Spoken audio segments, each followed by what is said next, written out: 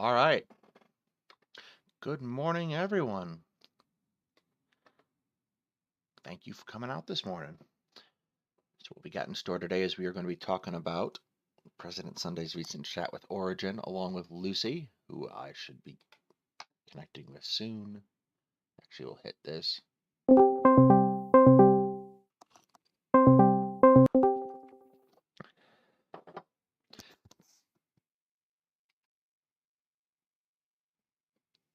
Morning, Lucy. Or afternoon in your case. Yeah, are you ready? Are you ready to giggle? I am absolutely ready. What am I sharing? Okay, link me the video. How shall we do this to have this like Are you seeing it on this end? I can see it. So how do I project? How do we watch it like in accord? I have it on my other screen, so it's projecting on my stream. How do we do this so it can project on my stream? Let's see here. Explain yourself. Explain yourself to me. I would like my own stream. What's your setup? Do you have a screen you can just stick my Discord? What? My Discord broadcast on? What did you call me? I called you Lucy. I don't know. Did you call me fat? This is Discord broadcast.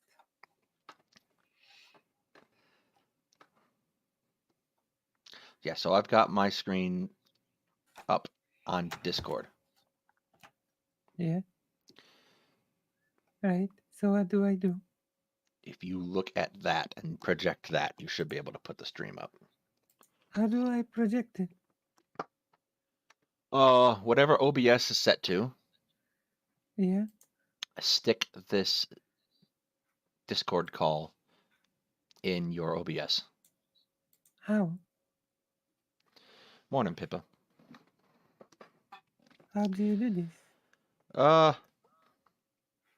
you have two screens, right? Or one screen? Two screens? So you have a display on Discord, right? Or a display on OBS that's projecting one of your screens. Yeah. Just take our Discord call. Yeah. And stick it in there. How? Let me see what's going on. Hang on. Whee! How do I stick? How do I stick it in? Come on. Yeah.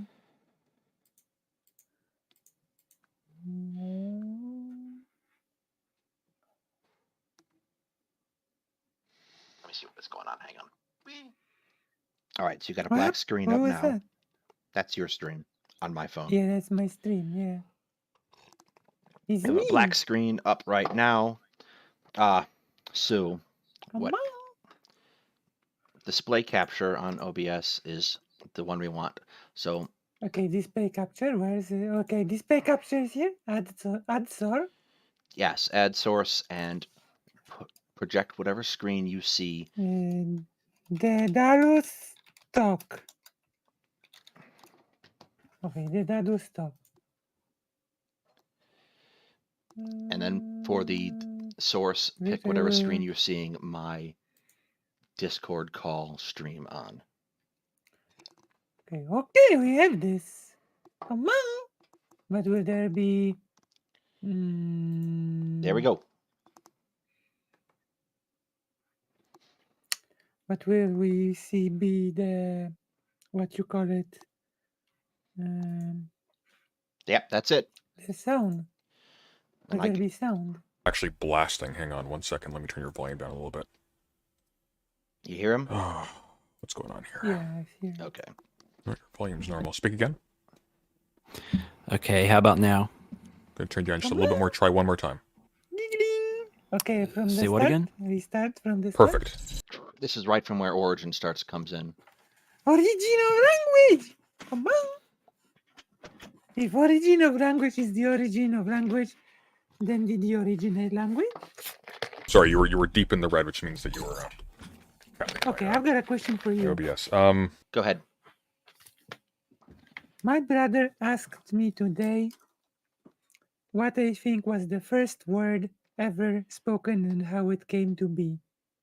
What do you think the answer is? Probably saber-toothed tiger.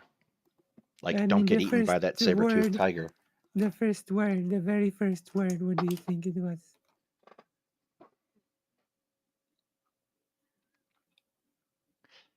I have no idea. And who made it?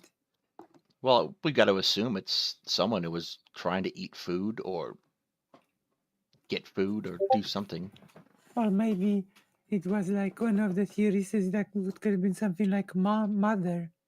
Maybe. See, we're discussing origin of language. These are important questions. I suppose. Yeah. Plus, it's a kind of history, you know? Kind of runs back into archaeology, I would suspect. Yeah, but it's also history. The beginning of time. Fair. Yeah. Come on. Can you make origin of language a little bit louder? Yeah, hang on. How are you? Okay, sorry. Oh, it's all good. I'm doing all right. How about you? Tired, my eyes hurt, and I want to sleep, but otherwise I'm doing fantastic. So what's on your mind? Gosh. Oh, well, I saw that you were probably watching some of Connor and our conversation about Yeah. the political problems that I see in online discourse and with streaming communities as well. Mm-hmm. It was pain, so I'm going to ask you just to start from the beginning with me, if that's all right. Oh boy. The beginning of just what I find issues with? Yeah, just, well, wherever you'd like to start the conversation. It's entirely up to you. It's your party. Okay, well, first of all, I guess, what did you find that was Nice. painful, I guess, about the conversation? Let's just not talk about the conversation. It was just That would be for the best. I found it viscerally wearisome. And I've as a coping mechanism, I've completely forgotten the details. So. Oh my gosh. Well, okay. This was 20 minutes ago, by the way. Yeah. In fairness, I think he was talking more And about he- counterpoints than he was about origin. To be fair, he only watched the beginning of it. Yes. I heard it went just worse later. I didn't actually watch the relevant conversation because Yeah, this one caused some blood pressure issues. They Okay, told it was I'm like, sure more because of Connor than you. There we go. I'm sure. A ringing endorsement. Well, it's just the way that you say that, it just kind of gives me no hint of like what it is that you found egregious or problematic. So, but anyway, I guess the issues I find with online political discourse, especially in like, sometimes you engage in pause it, for a and second. well, sometimes you Pause for a will. second. I actually do have some issues with the online political discourse, you know? Well, yeah, absolutely. I think there is a lot of things that can be done better. Yeah. I think as particularly there is a focus, I think, on people more than issues sometimes. But Yeah, I think there's more focus on the nebulous content, you know? Or making yes. things entertaining content more than it leading to anything. If that makes sense. But like, as this discussion shows, if we don't get people watching us, we're not effective. So you got to do a ratio. You Yeah. got to do things that you don't want to do so that you get eyeballs for the things you do want to do.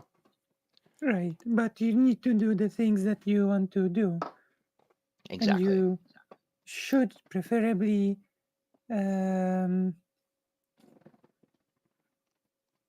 okay. Preferably, it would also lead to action that is not just in the content sphere, so to speak. You know, Yes. like You have to talk about actionable things and the real world. Yeah. yes. So like the content in my mind should be a bridge to what can we talk about or do that In the real affects the world, world around us.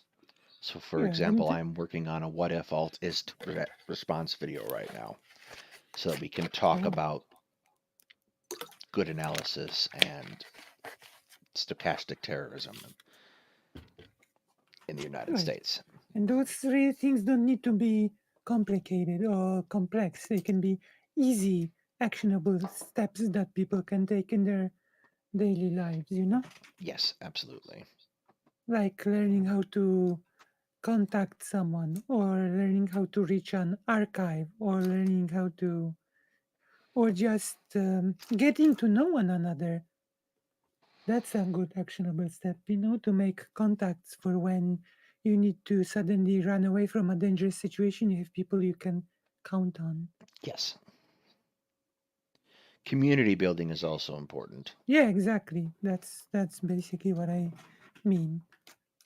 But I kind of prefer that you do the essay style format, like serious addressing of political issues and philosophical issues, than just kind of, rummaging through like drama stuff, because I can understand that gets the clicks. And that's what's kind of popular. That's what's more popular in these circles. But I think that's detrimental to Okay. kind of constructing. Yes. Yeah. Oh, Tarasu just wrote. My problem is not even that Origin refuses to get eyeballs, but that if someone tries to have eyeballs, that should be acceptable. You know? This is a kind of, yeah, he kind of presents a sort of myopic view in this purity test of who should be in the political sphere that we'll see come out as we go on. Right. A positive and hopefully progressive changing of political discourse online, because if you're just going to engage in the petty, very just vitriolic nature that goes on with a lot of these communities and streamers go for, then it's not really adding anything beneficial. And I think essay format's a little bit more productive because those take time and effort to really put in intelligent and cogent arguments, and that can challenge people to think in different manners than just the typical blood sports stuff. Can you pause? I think, we might as well do some commentary around, not just about the talk, right? Fair enough. Yeah, I personally think that those sort of models sort of can, like how you supplement each other, you know?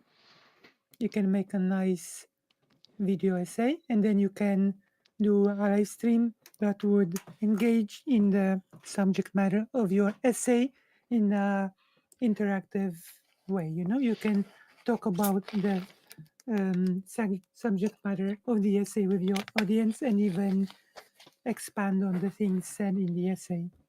Yeah, That's one example. I think there's value, is particularly in having an audience and having the kind of interactivity and parasocial relationship that you have with an audience, because you can feed off of each other and you can kind of perform the whole act of Oh, refining your ideas in real time. Oh my gosh! Someone go back and get Sunday to turn Origin up. Can we get some context? That would be awesome. Like the stream, subscribe, and that's for me. But would we want to get? Would you like to get some give some context About from this Sundays. conversation? So Yeah. this particular conversation, I believe, was a choose your poison reward for supporting Sunday at a certain Patreon level. And I know Origin has wanted to have this conversation with a number of people, like he had it with Counterpoints for sure, and he's put forth a lot of these ideas in voice chat before too. So he's kind of shopping around and refining his concepts for, I think, a larger project, which he'll talk about here. So he's sort of making the rounds and making sounding boards off of various streamers at this point. I think he will be talking to Star Dust. I keep almost saying Starlight. Yeah. But yeah, Stardust. And this is the kind of discussion that's right up Stardust alley. Right. Starlight's alley. I mean, I prefer the essays myself, but I mean, as far as like weighing into debates and things that are taking place, I don't think it's intrinsically just engaging in blood sports. If you see people in the world who are using a real-time format to make bad arguments with that may have pernicious results, either locally to the people involved or more broadly in terms of like our general political or cultural trajectory, I don't see that as being less than the essay format, despite the fact that you can reason a bit more like thoroughly and patiently with that. In fact, quite the opposite. I think if the only thing you do is you make essays and you actually fail to engage with like really the more real conversations, because that is more real. Even just at the level of pure efficacy, there's simply more people who engage with that type of material than with the essay form. It seems like you're not really engaging productively in politics. You're just you're eschewing politics. You're not actually engaging with the world at all. You're treating it almost like a hobby. So the other thing I would point out here is that the medium is not really the problem. Like if you go I back agree. and you look through history, you look like newspapers, particularly at various times, especially at times of high conflict or drama in the past, you find newspapers that are they're very simple in their message, and they're very oftentimes supporting the state, and they're not necessarily they're Oh, not by the way, necessarily. can you turn up their video a bit more, if that's possible, because they are apparently quieter than us. Let me see here.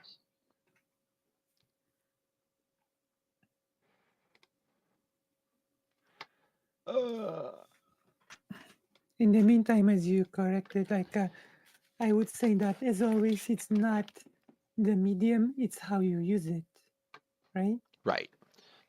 So like there is a degree to which I don't think there's this perception that people get that we somehow have lowered our discourse, and that just doesn't really track. That doesn't really track with what's historically happened. Come here. Ah, good puppy. I know you want cuddles. All right, I have this up as high as it will go.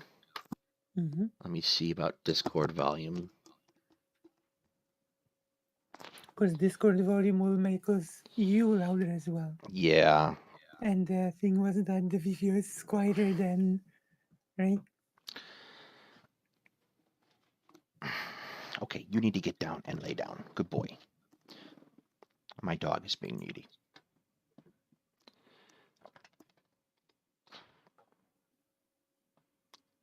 Change windows, stop streaming. I don't want to stop streaming. Yeah. It's about what sort of, it's one of the most important things is what sort of goal you have in mind with what you are doing. Exactly. Right? What do you hope to achieve with the format that you are using? And Let's then you go from there. try that.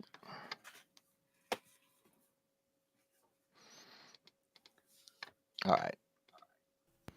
All right. I would get. Is that better? Let's ask the audience, is that better? Also, I do think there is some sense of specific to this environment, and that is how the ping's produced. Morning, Karasu. Said Karasu. I love to describe these places a cross-platform infotainment reality show. That's probably fair. I guess I would ask you, what do you consider to be the real issues that are affecting the world when it comes to politics, as opposed to just the things that you find as a hobby? That's a massive, massive question. I guess in a very general sense, real politics versus just a hobby. I'm not necessarily sure I would draw such a sharp distinction, but I would characterize dismissively activity that deliberately sort of eschews engagement with broader discourse about like real problems that are actually really affecting people as treating it as essentially like a hobby where you're more concerned with your aesthetic enjoyment of a particular type of engagement, and not so much concerned with actually having a positive impact on the discourse itself. Because, of course, if you're being entirely passive, just providing an essay that maybe a fraction of a fraction of a fraction of people engaged on a certain topic actually come across, you're functionally non-existent. Whereas engaging on something like a panel or something, you actually do have an opportunity in some cases, if you're successful at getting a larger audience, to potentially sway some people's positions on things, or to, break the spell of the infallibility of some position, or what have you. In addition, like there's just a simple economic reality that essays take a tremendously long time to produce, and there's no rule saying that you have to respond in essay format to an essay, so that if you stick yourself only to essays, you're always going to be playing catch up to everybody else who's just able to comment upon it. Like, it's, at a certain point, reality hits, and you just starve out before they do. Yeah, Also, this is probably because I'm not very good at video editing yet and putting things together, but 5 minutes of essay takes about an hour of work. It's a right, pretty but painful also ratio. I think we go back to the goals, Like an essay, in my opinion, is a great thing when you want to really structure things, really make every second of it give some sort of information. Like it's great for education, in my opinion. Yes. And the live format is really good if you want to, for example, do what we've discussed, actionable steps. Like because you can involve yourself directly into conversations. Okay, let's do this. We can do this call. We can talk about this here. We can go right after the stream and even start organizing. There's an direct involvement that you can do in real time when it comes to actionable steps that you want to take part outside of the virtual sphere. Right. And getting people together is a good way to find those. Like your plan to put a panel together Yeah. is a good way to find those people. Yeah, and you can even do things like Karasu mentions here, there's less direct access to journalists, reporters going out and collect information.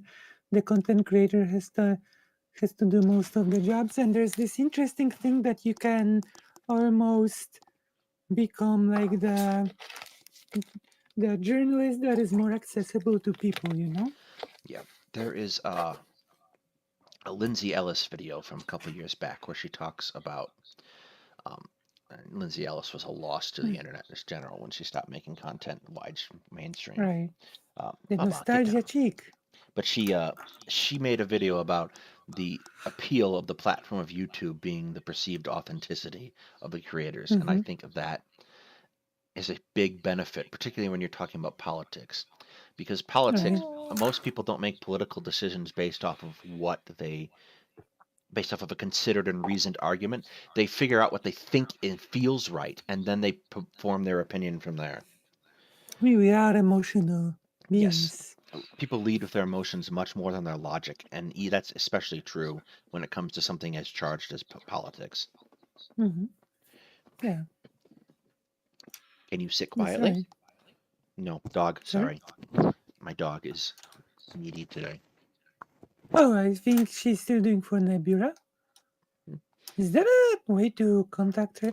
I actually remember her from the old days of the nostalgia chick.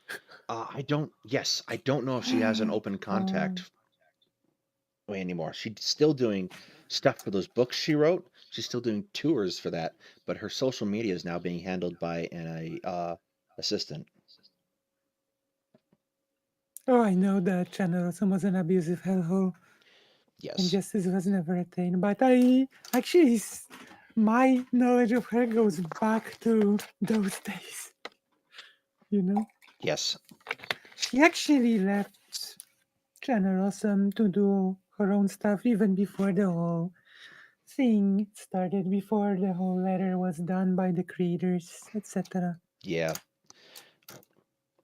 I remember. Like I know certain creators of that side, like Linkara, Yes. He's actually connected to a sci-fi creator I like rather much. Kara is was always like this self-described social justice warrior. I think Linkara was still is a pretty okay person.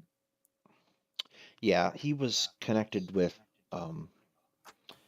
SF Debris, Chuck Sonnenberg, who does Star Trek reviews, which are fantastic, incidentally. But he doesn't do them on YouTube anymore because of copyright strikes, which is sad. Hmm. All right, let's keep going here. Yeah. You get what I'm saying? Yeah. I get what you're saying.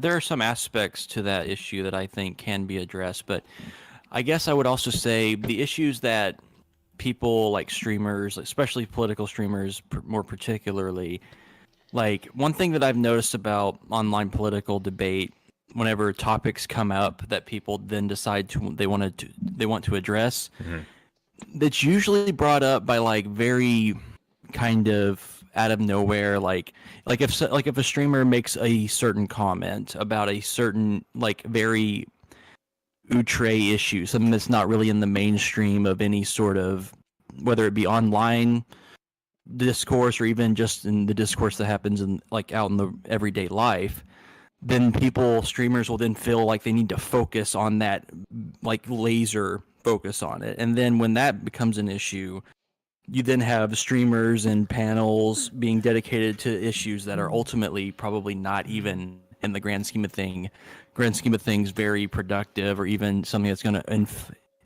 influence real world activities or even in a political issue. So, well, I mean, if you think of a good example, if you think that any discourse is even capable in this space of affecting real world activities, then wearying political opponents by engaging in those things can also absolutely have an effect. No. But then that's what I'm trying to figure out is what type of issues would you say in these circles? Can you pause for a second? Yep.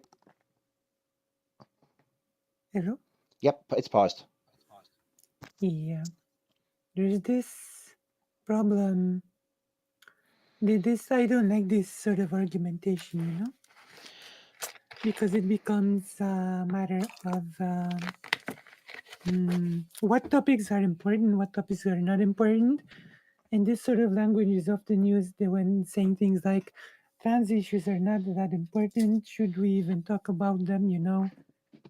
Like it was basically used on yesterday's panel between Coach Bill and Wadival Hist, Yeah. that working class is being ignored for those woke issues that nobody cares about, Yeah,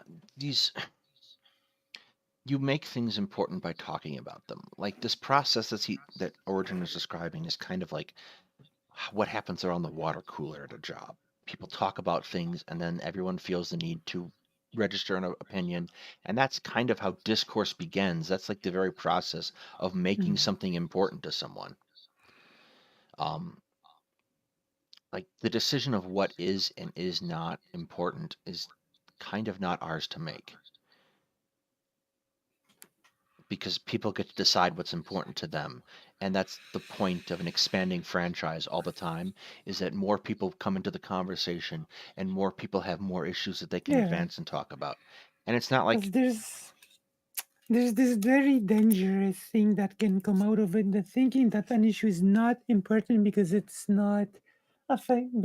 does not affect a lot of people, yes, but particularly because I talked about this when I covered Will's panel, that there is this perception that you can ignore trans issues because trans people make such a small percentage of the population. Right, and that's exactly. simply not true. Right, like I keep going back to that one quote that I found that we will have to dig out of the room, but about democracy is only working when you choose representatives that will protect the interests of the most vulnerable minorities. Absolutely. So without that, you don't really have a democratic system. Yes, absolutely. Yeah. It will Like, not it definitely- suit the stealthing. It works against me, Or for actually instance. Like matter. I can get exhausted to a point where I just don't have the wherewithal or Oh, the energy. wait.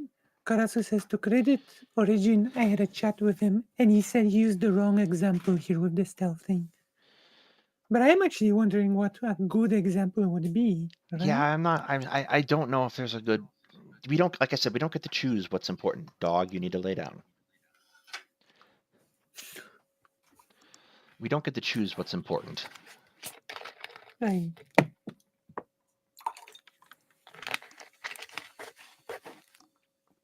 To reply to a thing.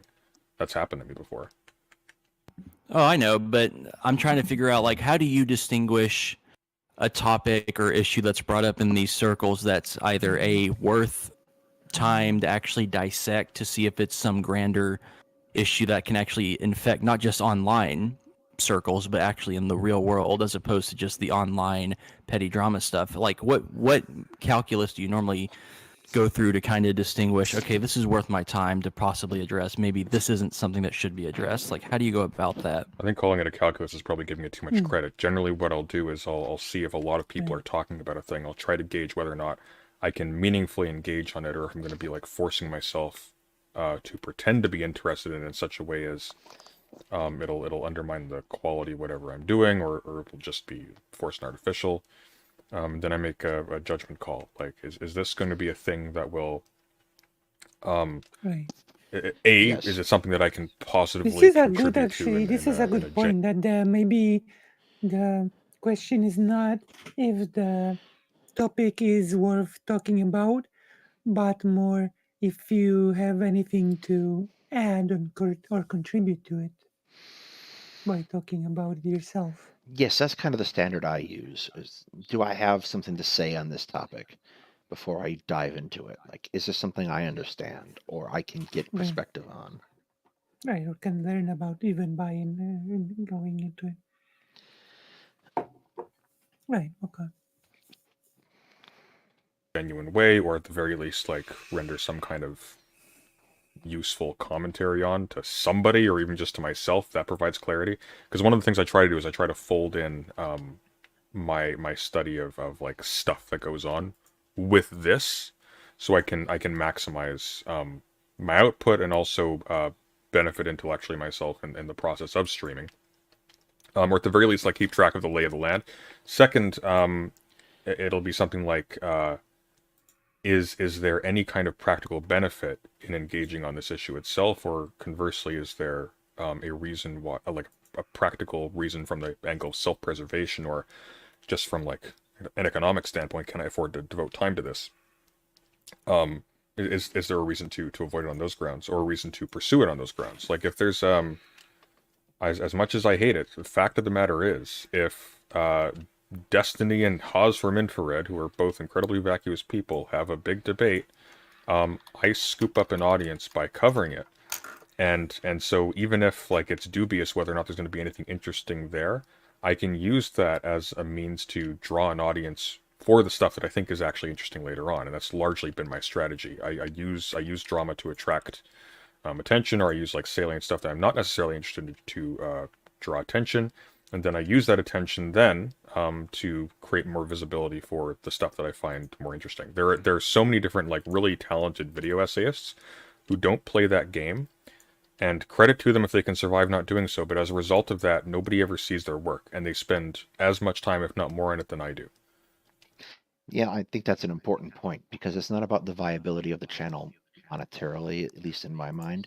It's whether you're doing anything and getting people to look at things.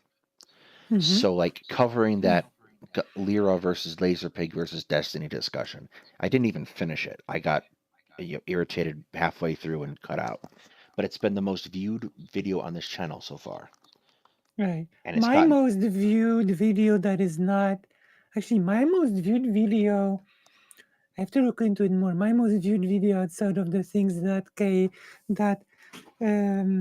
are not hate views, because I had hate views. Most viewed videos are like the Kiwi Farm and Bad Empanada, right? right. But the one video that is a lot of views, that is not a hate viewers, is my video called, I'm gonna look it up now, okay?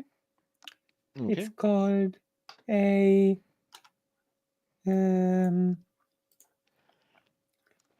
let me see. Oh my gosh.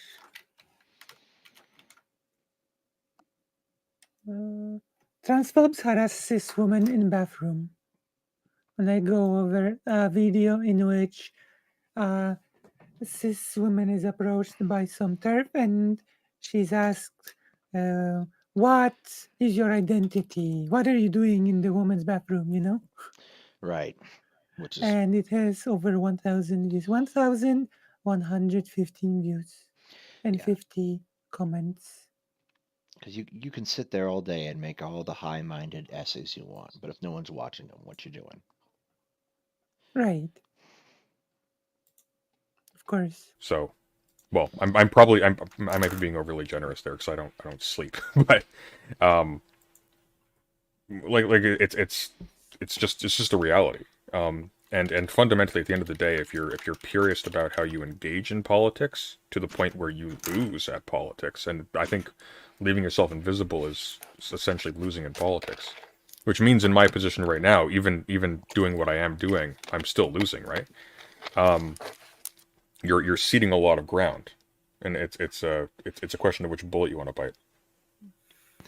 But if this is how you see it, then wouldn't you say that, or at least this is how I might see it, that the political discourse, if that's your method of choosing which battles to fight or which to address, that whenever you pick certain topics to address, how are you certain that they're not even going to be some issues that are even going to be considered by like the average layman who's not constantly involved in these circles? Like, because if that's ultimately the big thing about politics, Can you say that? Can you say that again? Which part? Just the last thing you said. Sorry, the phrasing of it threw me off a little bit. Oh, sorry about that. That's fine. What you're doing, like, because this is online activities, and not everybody who's involved in politics goes into the same circles, and whether it be in online circles or out watching like mainstream media, for example, like, how do you think your messaging? I don't know. Sorry to interrupt. Keep getting, I keep getting signals that we should boost the video somehow. I will try Wait, boosting I that think. output. I think maybe I will try do something on my end. Where is the? Because I am damn near in the red. Then where's the? And I have my desktop audio up all the way. I can take my mic down a little bit. Maybe that'll help. There's. Okay. Oh, wait. Did I say something? Hello? Can you play the video now? But by what you address, if Okay, it reaches now certain it's loud. people, Yeah, now it's loud. how do you think that that's going to that is actually going to influence the political in like the real world, like when it comes to people voting, if you believe in that voting actually is effective in those manners, or if it comes to how people just then adapt their minds to how they view the world? Is there a way that you think you can determine that is even actually happening from any sort of method? Best guess. You do your best to give the best presentation at the most strategically timed point you can, and then you hope. That's about it. I don't know how I would tell.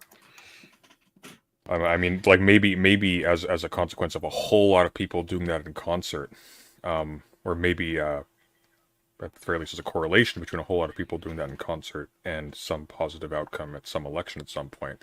You can make an inference that, hey, maybe this made a difference, and maybe it's a reasonable inference, but I don't know how on earth you would.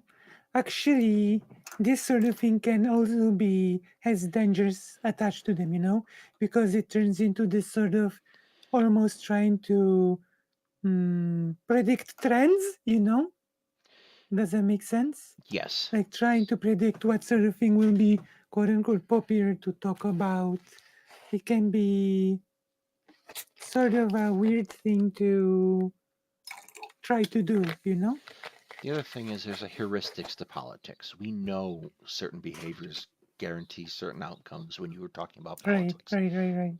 And we know that talking about politics, getting people to go out and canvass, for example, which is something that Vosh has done, has a positive impact on elections. Right. Because especially those personal type of interactions where you're talking with people face to face, where they see you and they recognize that, okay, this person supports this and they don't have fangs and claws and etc. So there's no way to go, yes, this is 100% we can correlate uh, what our action is to a concrete goal, but Mm-hmm. we can reasonably infer at any given time that if you're talking about things and you're doing so in a careful and uh, productive manner, that you're having some kind of impact if people are watching you. Also, there's this other thing that we need to remember about politics, that even if it's not talked about right now, part of doing politics is also raising awareness about some issues, actually creating the conversation about certain issues, you know? Even if the conversation does not exist in the broader sphere, you take it upon yourself to try to make the broader sphere aware of the thing and to make the conversation happen with time. Yes, especially if you're talking about issues that are not well known yet. Like Yeah, people will exactly. not know about issues until they're talked about. And like the internet is pretty unique because it lowers the barrier of entry for people. And that means that people who might not otherwise have put their issues into mainstream discourse get to do that, which I think Exactly. is a very effective way of building awareness. Yeah. And I think it can translate into the more mainstream. So this becomes this strange talk of what if you can predict what is being talked about right now, and is this, if the thing is not talked about right now, does it automatically mean that it's not worthy trying to create conversation about, Right. you And know? there's a danger, I think, in limiting yourself to navel gazing. Hmm. Like Yeah. political philosophers are important, but they're not the only thing. Because guess what? Barely anyone is going to read Hegel. Barely anyone is going to read Adam Smith. They're going to rely on someone to talk about it who has. Right. And not everyone has the time to invest to read every single philosopher. And that's part of the reason that academics is about specialization. Yeah, You cover a exactly. thing and you do a thing so that other people can come to you and rely on your expertise. Yeah, You would that's determine that correct. for sure. It's all Well, best if guess. okay, if that's the case, wouldn't you say that maybe it's a little bit even more difficult to even fathom how it's going to influence the as to for a good word I'm going to use right now, like the political aura of the country, or even its citizens in a progression of changing the political dialectic or of some kind, that ultimately what you The word is zeitgeist,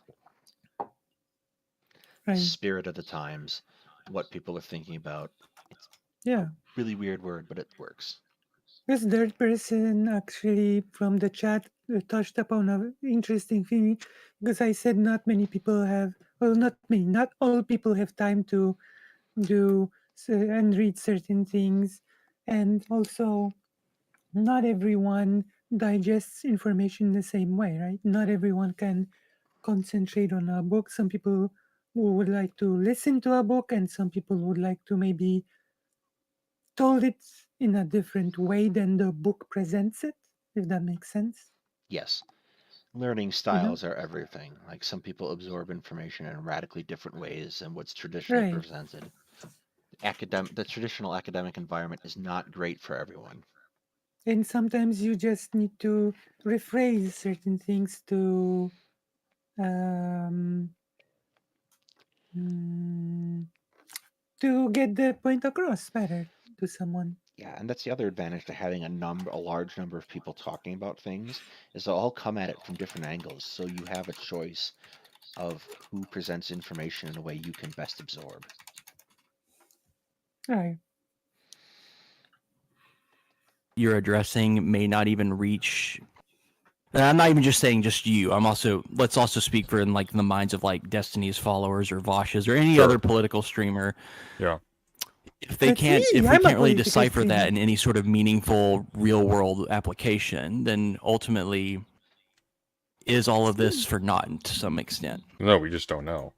No, I think what that would be a counter to is the idea that, like, when streamers try to use sort of some kind of realpolitik language to justify, for example, like, irresponsible platforming or something like that, that would be a counter to that. Like, you have no idea what the long-term effects of this are, and so if the only thing that people can determine with any confidence is that there's a significant risk of some toxic actor getting some kind of momentum from this, to simply say like, well, I'm growing my channel so I can have a bigger impact later on. I'm not entirely certain anyone's really in a position to justify like a move in that way. But I don't think we have any real way to know in terms of people doing their actual best while keeping themselves to some kind of standards, if that has an effect or not. Like, how would you gauge that? It is an interesting and it's a hard issue to address. And I'm generally pretty pessimistic as a rule. But I would be very surprised if it doesn't have any impact anywhere, or any positive impact anywhere. That seems to me to be kind of unlikely, especially with how many people like engage on these issues and how, like, you know, your particular understanding of an issue, your particular solution to a problem or commentary and thing, that might not have direct wide uptake, but you might influence someone to adjust just a little bit who actually does have uptake, and farther down the line that might make a difference. Now, God only knows if that's a positive difference or not. But of course, I mean, I think there is just based. But that's actually true, not just for discourse. That's true for many things in real life as well. You decide to do something, you take action, and then like and then you don't know what the effect in the real world will be 100%, right? Right. You can just do your best. Like, I bet that there were many true believers during the Russian Revolution that didn't think that things would just turn out the way they did, right? And yet they did their best to fight for their beliefs. Yeah, there is a perception that, especially, it's not really modern, but kind of a perception that we have to be able to quantify things, and that just doesn't always work. Like, you're not going to necessarily be able to measure your impact in votes or measure your impact in sales, or like, you don't know what ripples your actions are going to have. Yeah. You're making a heroic effort at making a better case, Cal. You don't know what your impact your actions are going to have, but you have to. That doesn't mean don't act. That means that means you have to be comfortable with the concept of not knowing. Yeah. Like, you cannot just do your best and learn from what along the way, right? Right. And from your mistakes. You absolutely are going to make missteps. And anyone is. It's just a question of, can you summon the emotional maturity to learn from those? Yeah. And that's one of those places I think that sometimes online discourse can get a little rough. And that's not just political discourse, any kind of online discourse, is that a lot of people are not necessarily willing to admit that they made a mistake. Right. And this is where, like, Charlie Price said, people should take lessons from T.J. Kirk, the amazing atheist. I would agree. Yes. And I think we as viewers and consumers of online content can do more to create a space that gives creators the opportunity to feel that they can learn and grow. Right. Yeah. So that kind of gets back into the discussion between Aiko and President Sunday and Brooks from a couple weeks back. Mm-hmm. How Brooks was going into it if people are if one side gives people the space to make mistakes and grow and accepts them, and the other side doesn't, you start to create that problem that pushes people over to the right. Right. Yeah. At least even if one side only pretends to give the space in a way, Exactly. if that makes sense. Yes, there's a certain lack of genuineness on the right that I think a lot of people don't necessarily recognize. Right. Yeah. Because if I don't think the right genuinely accepts people like Buck Angel or Blair White, you know? Right. So But if there's that's the only this, space they have to go to, that's where they're going to go. and yeah, sort of, yeah. Well, Cal, that's kind of what I was driving at earlier, is there is always going to be a degree of must be entertaining to get people's eyeballs on it. And that's been consistent throughout history, regardless of whether the medium is online or not.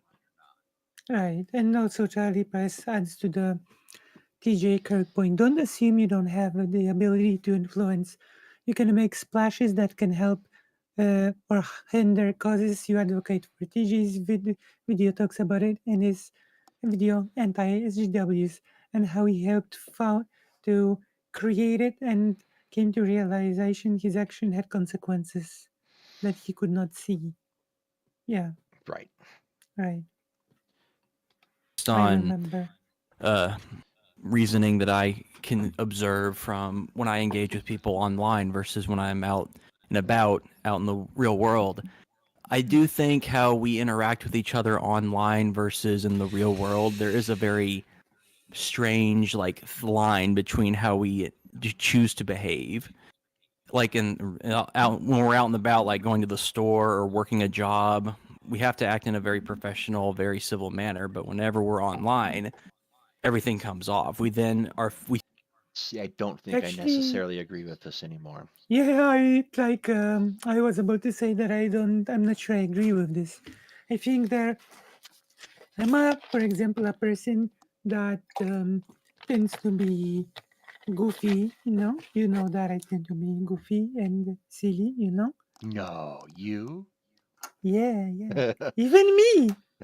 But I think there is online people overestimate the level of in which you can just treat things unseriously and not be as professional as you should. I think this does apply to content creation online, and you can be sure that when I have like even now I'm acting less silly than usually. When the time will come for a serious conversation, I will be serious, and I Right. think it's just a thing that will happen because we want to have serious conversations. We um, care about it, you know.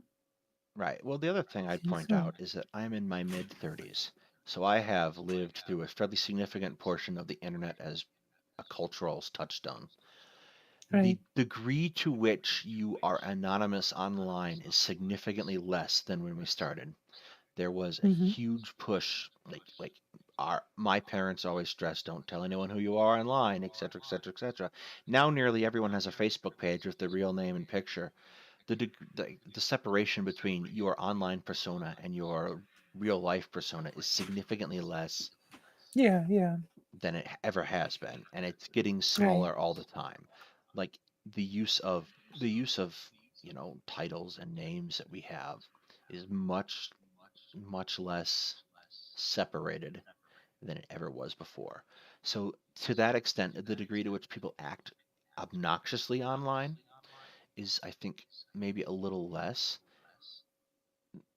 uh, than it was in the past. Not to say it's great, but it's still not nearly as problematic as it's implied to be.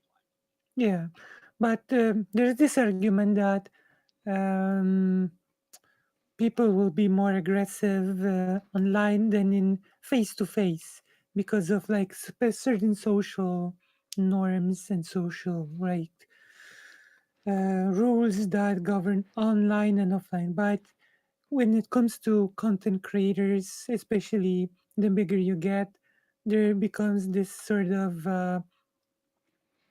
mm, people start caring about their reputation more. I think, you know. Absolutely, but also like that's true, I think, to an extent. But at the same time, I think a lot of people who've worked retail and had to tell someone their coupons expired would utterly disagree. So, Yeah, I mean, I worked in a call center, and my job was to tell them there was this whole promotion when people will get a free TV if they took a TV subscription, right? And okay. they did not get their TV for a year. And my job was to call them and say, you didn't get your TV in a year, you're still waiting for it, but I have to inform you, you will still not get it, and you have a choice to wait for God knows how long, or just forget about the TV, I also worked in a call center for 6 years, you know? and that's probably why I'm in therapy now, anyway. But Oh, and so I actually took a very interesting strategy at some point, and I'm surprised that I have not been scolded for it, you know? I started telling people, yeah, I know the company sucks. I can, this company is so horrible. Like you should do something about it. You should maybe take action against the company. this And like apps. I was like, you should. And when I started speaking like that, they actually stopped being angry and were like, yeah, I feel you as well. You're basically just telling me this. You're just a worker here, Yes, that was a tact I used to take too on particularly difficult calls. Uh, you know. that's I think that's a universal call center worker backup strategy. Is I hate the company as much as you do, so we're friends. Yeah, Is kind of the universal call center strategy for call center workers. like you should probably, I don't know, demand compensation. And the You're higher not going to ups get it, but you listen. should certainly demand it. Yeah, but the higher ups listen in on us, Oh you know. yes, So I'm yes, surprised that they did not ever tell me, "Hey, what are you doing?" yeah, exactly. There were definitely some calls on some days in a call center Because like I'm definitely getting fired today. yeah, but there were times when there were times when actually a higher up would, after a call, would sort of suddenly a higher up's voice would ring in the phone and was like, "You should try to have more cheerful tone." Oh, that would be the worst. No, You that happened. That happened I to know me. they what they would do for us is they'd pull us off of the phone and talk to us. No, no, in my case, the voice of the higher up would just suddenly, they would contact us through the phone. Oh, that's the worst. I would have hated that. Yeah. So you know that they're listening in because suddenly you hear the voice saying, hey, you should try, It's like that lightening up. uh Ace Ventura movie. Yes, Yeah. Satan. Oh, sorry, I thought you were someone else. Mm. We feel Oh, Charlie got capable and it feels assaulted. familiar. Sorry? Charlie Price got assaulted in the Wendy's for denying a entry. Gosh. Oh, Jesus. That sucks. Because it was during COVID, I think. My God. This God-given rights for the vet. Apparently, that you have a God-given right to go into Wendy's now. The Mm, Constitution gets bigger every day. true, true. Call center is one of the more wacky jobs. I don't think I will ever do a job like that again if I can help it. Yeah. My gosh. Well, okay. I guess he can go back too. Permissible to just kind of act as uncouth and very like rude and also very aggressive to people, especially when it comes to the political differences. And of course, I would say how we address these issues in political streamers, especially, it is going to influence how people behave under certain circumstances in certain ways. But then I guess, as you also pointed out, and this is a problem, this is also why I think the best way to address political issues is to take it as seriously and as authentically as possible, which means I feel that the blood sports and the way people behave when they engage, like, for example, like your talk with, let me think of a Well, good, that's like short you with pause. poly people, like when Did you two were you talking. have you seen the debate between Red Pill and Destiny? But I've watched exactly one of his videos, and that was the You saw the video, the laser pig Destiny yes. Red Pill. Yeah, do you remember when Red Pill said unironically, "Those are the rules of blood sports"? He was an especially disingenuous interlocutor. Like, my gosh, those are the rules of blood sports. Like he thought he was a big man because he had Discord admin terms. Yeah, this was so ridiculous. These are the rules of blood sports. My God. But okay, I guess we can continue. Talking, it was just talking past one another. Like, you guys weren't working on the same language game, and one side was being really aggressive. You were also being a little aggressive as well. And I feel like when that kind of happens, No, I think it's fair to say we there's were both no- being pretty aggressive. I think yeah, if I'm remembering, I think we would both disagree if the other one was justified or not. But yeah, exactly. So whenever you have two parties involved interacting in a manner like that, you can't really have a moment to kind of stop, think, and be like, how are we performing now? Is this going to be beneficial for anybody? And does it help us in the long run, or even in the short run as well, if we continue to interact in such a way? Because, as you mentioned, since we can't really really know through any sort of data or any sort of observations about how much of an influence these political talks actually affect in the real world. With that being the case, that's why I think the best way to go about these things, if we are going to engage in political talks online, is to be as beneficial to each other, try to engage as much as we can to want to understand one another and to be calm, collective, because I don't think we're ever going to be engaging or even influencing or even building up a future, because we're going to be influencing the government and taking part of the government, because the baby boomers and the older generations aren't going to be here forever. why? So we're going to be inheriting them. Yeah, if I may, why do you suppose people don't engage like that already? Of course, there pause maybe. Yeah. I think there's like the problem, like this is the best possible scenario, right? But there is a problem with this. The problem is like that we are human, like when you, for example, discuss things with a person that tells you that you're not human and that you should not exist, then it's not so easy to be calm and collected and think every step of the way, how will this benefit everybody long term, right? Well, there's also a certain level you can't necessarily talk with someone who doesn't want you to exist. Like there's no discussion that can be had there. Like Yeah. we're not going to settle down and calmly talk about whether or not trans people can exist, because they should, and it's a given. And if someone wants to have that discussion, I'm not sure that you can have a good faith talk with them. But by the same token, I think we overestimate how vitriolic things can be sometimes. Like all the time, you get chats that are perfectly between two people who are perfectly calm and reasoned and willing and having those kinds of discussions. I think there's a mistake in assuming that you are the only one to uh, be having those discussions at any given time, or that you're the only one who has come to this revelation type thing. Yeah, exactly.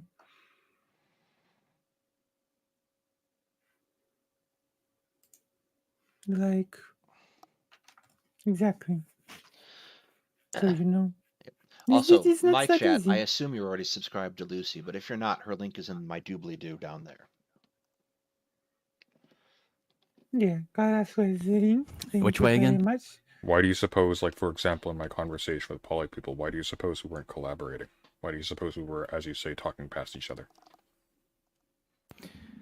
Well, if memory serves, you guys, I didn't watch the whole thing, but I did watch like a good portion of it. And after a while, it just seemed like you two were just kind of circling the same like misunderstanding for like the third or fourth time. And I'm just thinking like, okay, they're not understanding one another because they continue to go over this one topic that hasn't been made to any concession. So I'm just like, So regarding this chat in particular, it wasn't a question of them not understanding one another. They fundamentally disagreed on what was happening. So it wasn't a case of a lack of understanding. It was more a case of I don't agree with you. Yeah, right. And also, like as Gus is someone who's almost a boomer, I take that stance a bit offensive. Like Why my you're- grandfather was active like for a very long time. You know, he was active at work till the year that he basically died, 85. He was active as a professor. You know, Yeah, so eventually I hope to so start teaching, and if I do, I want to just keep going for a while. yeah, he kept going till the end basically. Even when he officially didn't continue, sort of students came to his house, etc. It all just kept going, you know. Right. So, yeah. continue Do you doing remember what the this? topic was? It was the topic of how You're getting Pretty- super loud. Hang on. Like you're really Sorry. No, it's fine. Just maybe get a little bit farther from your mic, possibly. Stop Oh, how about shouting, now? Origin. You can come a little bit closer. How about now? It's much better. Sorry, it's just you were at a point where it was I don't know what the term is. It was peaking. Oh yeah, the topic. I remember the topic now. Was when she commented on one of your videos, and I can't remember exactly what she phrased, but it was like implied a threat or something. Like that's how you interpreted it, at least. I think. Am I correct there? No. This kind of gets into my. This kind of undermines the next couple points he makes too. Because this was a Okay. very particular topic about doxing and making leaps of assumptions about who is doing what. Right. You mean the poly people discussion, yeah? Yes. Like Right. the problem, you have to be conversant in what you're looking at before you start. Yeah. No, it was the It had to do with the Oh, what's his name again? The James from the Internet guy, going on that witch hunt against Yeah. Degenerate, yeah. And, Right. and Yeah. she took a lot of issue with my coverage of that. And Yeah. she got highly defensive, and we had an argument Mhm. about that, in which one of us was essentially accusing the other of taking part in the process by which Ellen was targeted. In I still maintain with hindsight, some I degree of confidence still, that's the case. sorry to interrupt, I still don't understand why that became the thing that it did. A 7-day-long anti-Sunday set of streams. Like, I just don't understand how this sort of topic became this big argument to begin with, even before the 7-day thing. There are times when, the couple times I've watched Poly People, there are times when she just seems to go very, very hard at whoever she's talking to as a Right. matter of default. And I can get why a person from a marginalized community is like that. It happens a lot when I used to work in a call center. People who were like people of color, because I worked in a utility call Mhm. center, people of color felt the system was unfair to them and they would come at the Mhm. representative pretty hard about it. I get why that happens. I'm not Right. entirely certain. I'm not entirely certain I can say that's a horrible thing on Polly's case. It certainly is unpleasant to be on the receiving end of it, but Although it becomes sort of indefensible in certain occasions. Like, look at the poly people, Kefal's talk, quote, like slash debate, you know? yeah, that was kind of became painful. Right? Like It there's just becomes indefensible in this case, you know? and like it just seems to be a lack of a moderated kind of approach because like there are cases like both of Polly's discussions with Will, she was probably warranted in getting that upset because Will is obnoxious. Right. I'm not sure with Keffels that the same can be said. But it's like really weird that poly people was much more charitable, calm, and nice towards loner bucks than towards Keffels. You know, Yes. this is like strange to me, at least. Yeah, super So- anti-love and solidarity. We should more love and solidarity. You know, it's true. Hugs for everyone. Yeah, it's like you should be more like Lucia. Neither here nor there. Yeah. And the other one was It's defending called from that. coffee. So we're not just people with different points of view failing to communicate. We're people who are at like cross purposes in terms of our end goals. And moreover, there are no brownie points for collaboratively combating each other, right? That's not really how that works. So you need to overcome that. Because the fact of the matter is, yeah, sure, at a global level, if we all just work together and try our darndest to understand each other and just pretend for argument's sake that all of us just have the best intentions at heart, we don't, then sure, world will be a better place. But if people don't do that, well, then you got a bit of a problem, because now everybody who chooses on principle to be a goody two-shoes, they're giving a more honest and in the end productive approach the disadvantage, because unfortunately there's no participation trophies. Whoever wins right? And what do you mean by wins in this context? Well, when people There is Yeah, a you want to degree. say? There is a degree to which you have to be willing to accept a certain level of ends justifying the means in acting in politics. Of course, I think that in my case, I think in this, I think that there is a case to be made that sometimes when discussing things with a unreasonable or dishonest person, you cannot be awful yourself, but you are more than okay to be firm with them, you know? Yes.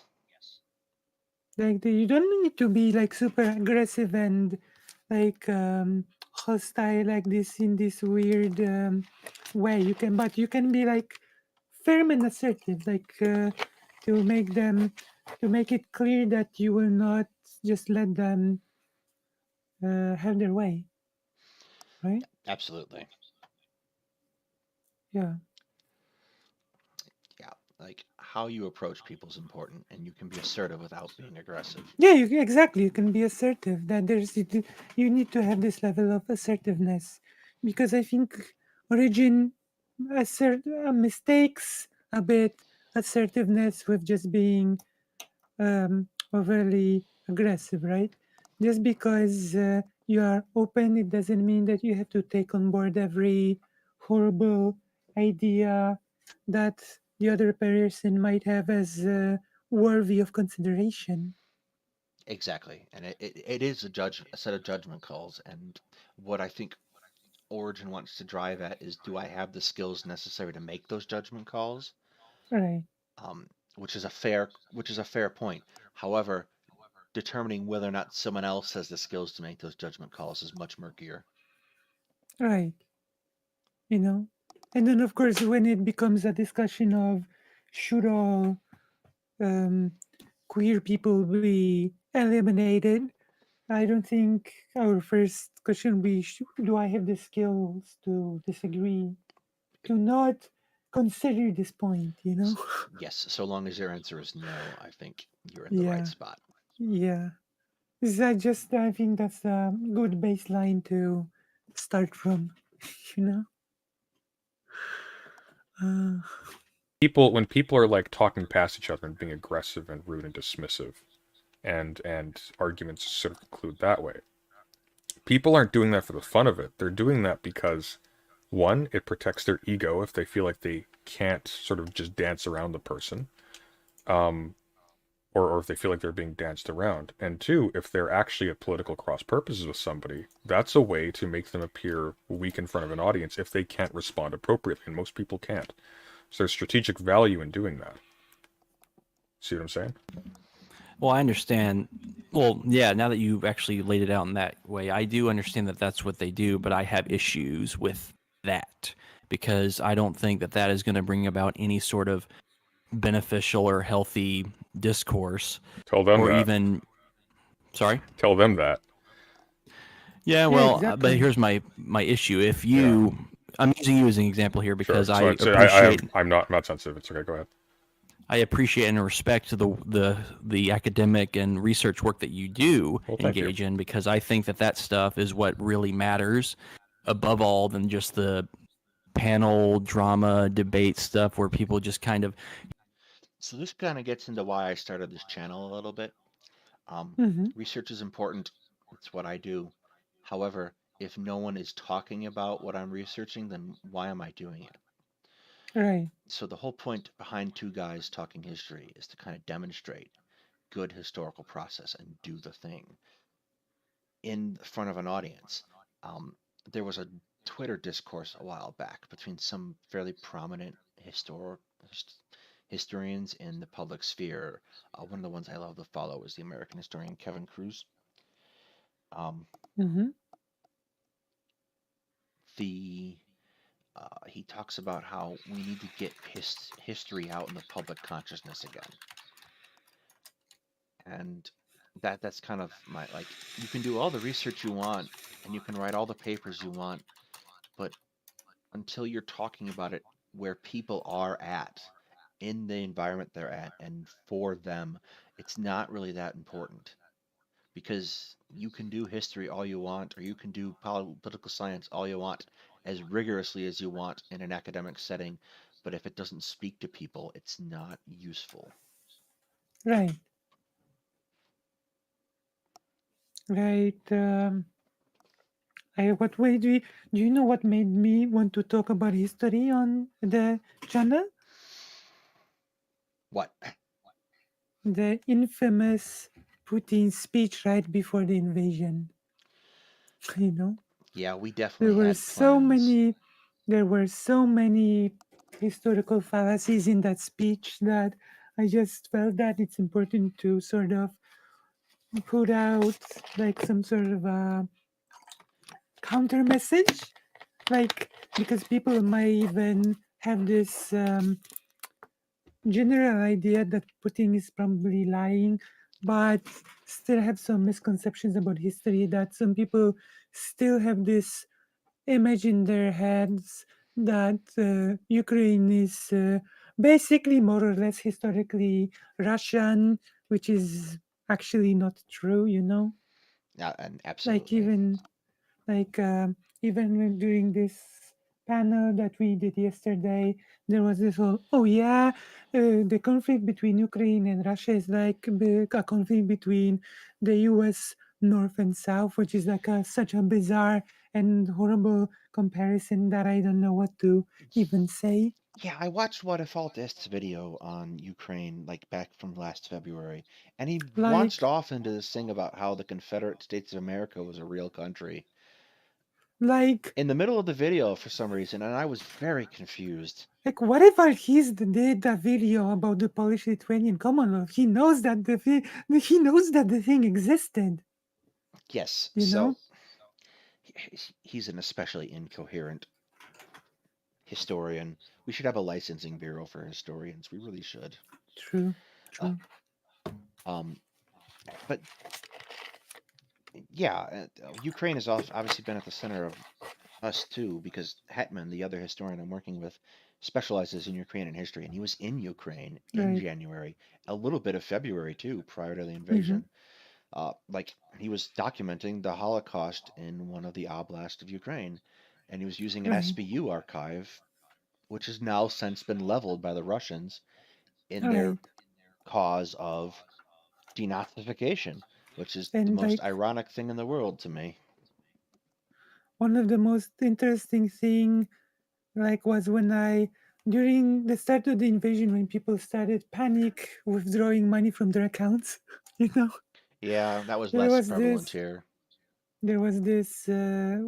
where is here? America. No, when in Poland, you it would make sense that people would panic thinking that Poland's next, you know. But there was this older gentleman that was talking to a lady from the bank, and he was saying that how it used to be the case that people would learn Russian in Poland, and that basically everybody would speak Russian, and that was the case, yeah. Yeah. And he said that there are many Ukrainians coming in right now, you know, the height of the bringing in the refugees. And the lady from the bank said that there's probably some language problems, yeah. And he said that, well, you know, not really. This like Ukrainian is actually, because he said he speaks Russian and Polish, right? Right. Because he used to speak Russian. And he said that Ukrainian is closer as a language to Polish than it is to Russian, you know?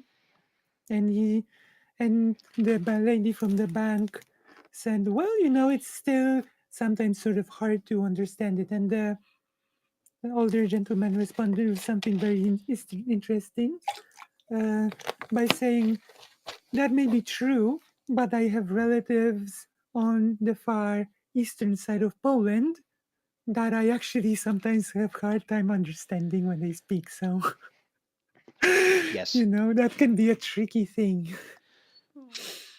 You know, this sort of talk about languages. So yeah, you Yeah. know, it's true. Absolutely, Caruso. There is a concerted effort to try to destroy the culture of Ukraine as part of this war. Yeah, It's absolutely. it's very And much consistent with Russia's historical imperial actions. yeah, it has been a thing ever since the Russian Empire, actually. The Russification process that started ever since the taking away the part of from the Commonwealth, and then after the partitions, the Russification went full force, full speed ahead. You know, Yes. that's like a thing. And of course, Russia was a key factor that led to the Polish, Lithuanian, Ruthenian Commonwealth not happening, because actually, this is like an interesting part of it. Russia sees Ukraine in a way. There was this very interesting, because people speak about denazification, people speak about the economic reasons for the invasion on Ukraine, you know. But there's actually a third reason that is nearly not spoken about at all. You know? Do you know what it is? Uh, no, it's not spoken about. It is that Ukraine poses a way of identity or even existential problem to Russia. Do you know what I mean? Oh, Kievan Rus. Yes, exactly. Like when the Polish-Lithuanian Commonwealth wanted to create the Polish-Lithuanian-Ruthenian Commonwealth, it suddenly became like a big existential crisis moment for Russia, because Ukraine and Ruthenia earlier was way closer culturally, linguistically to the Kiev Rus than Russia actually is. Do you know why that is? Well, Kiev is much closer, I think, to Poland There's a and there's Lithuania, actually and there's they had actually a more really trade with Poland and Lithuania than they did. there's actually really, because Russia was part of the Kiev Rus, you know. Yes, they. And but there's like the very important factor historically, which is Ukraine, what is now Ukraine, Ukrainian part of the Kiev Rus became part of the wider Commonwealth, you know. Yes. And the wider Commonwealth had the policy, because of the nobles that wanted the golden freedom, etc., of not interfering in local cultures.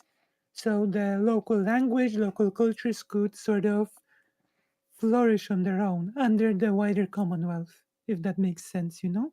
Yes, and that But on the other hand, the Russian part of the Kiev Rus was dominated by the Mongolian Empire, which did not have as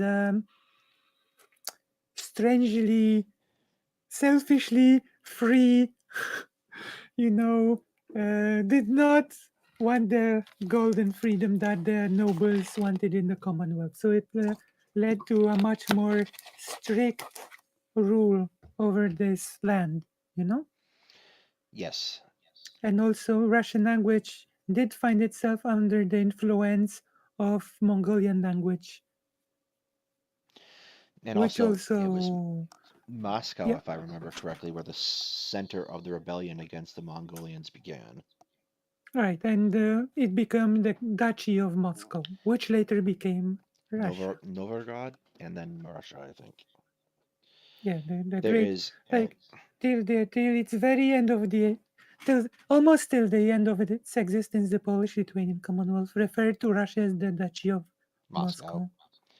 Yeah. That probably didn't make him happy. And of course, even after the Polish-Lithuanian Commonwealth started existing, there's this phrase that till very recently was used to refer to Russians, the Moskals.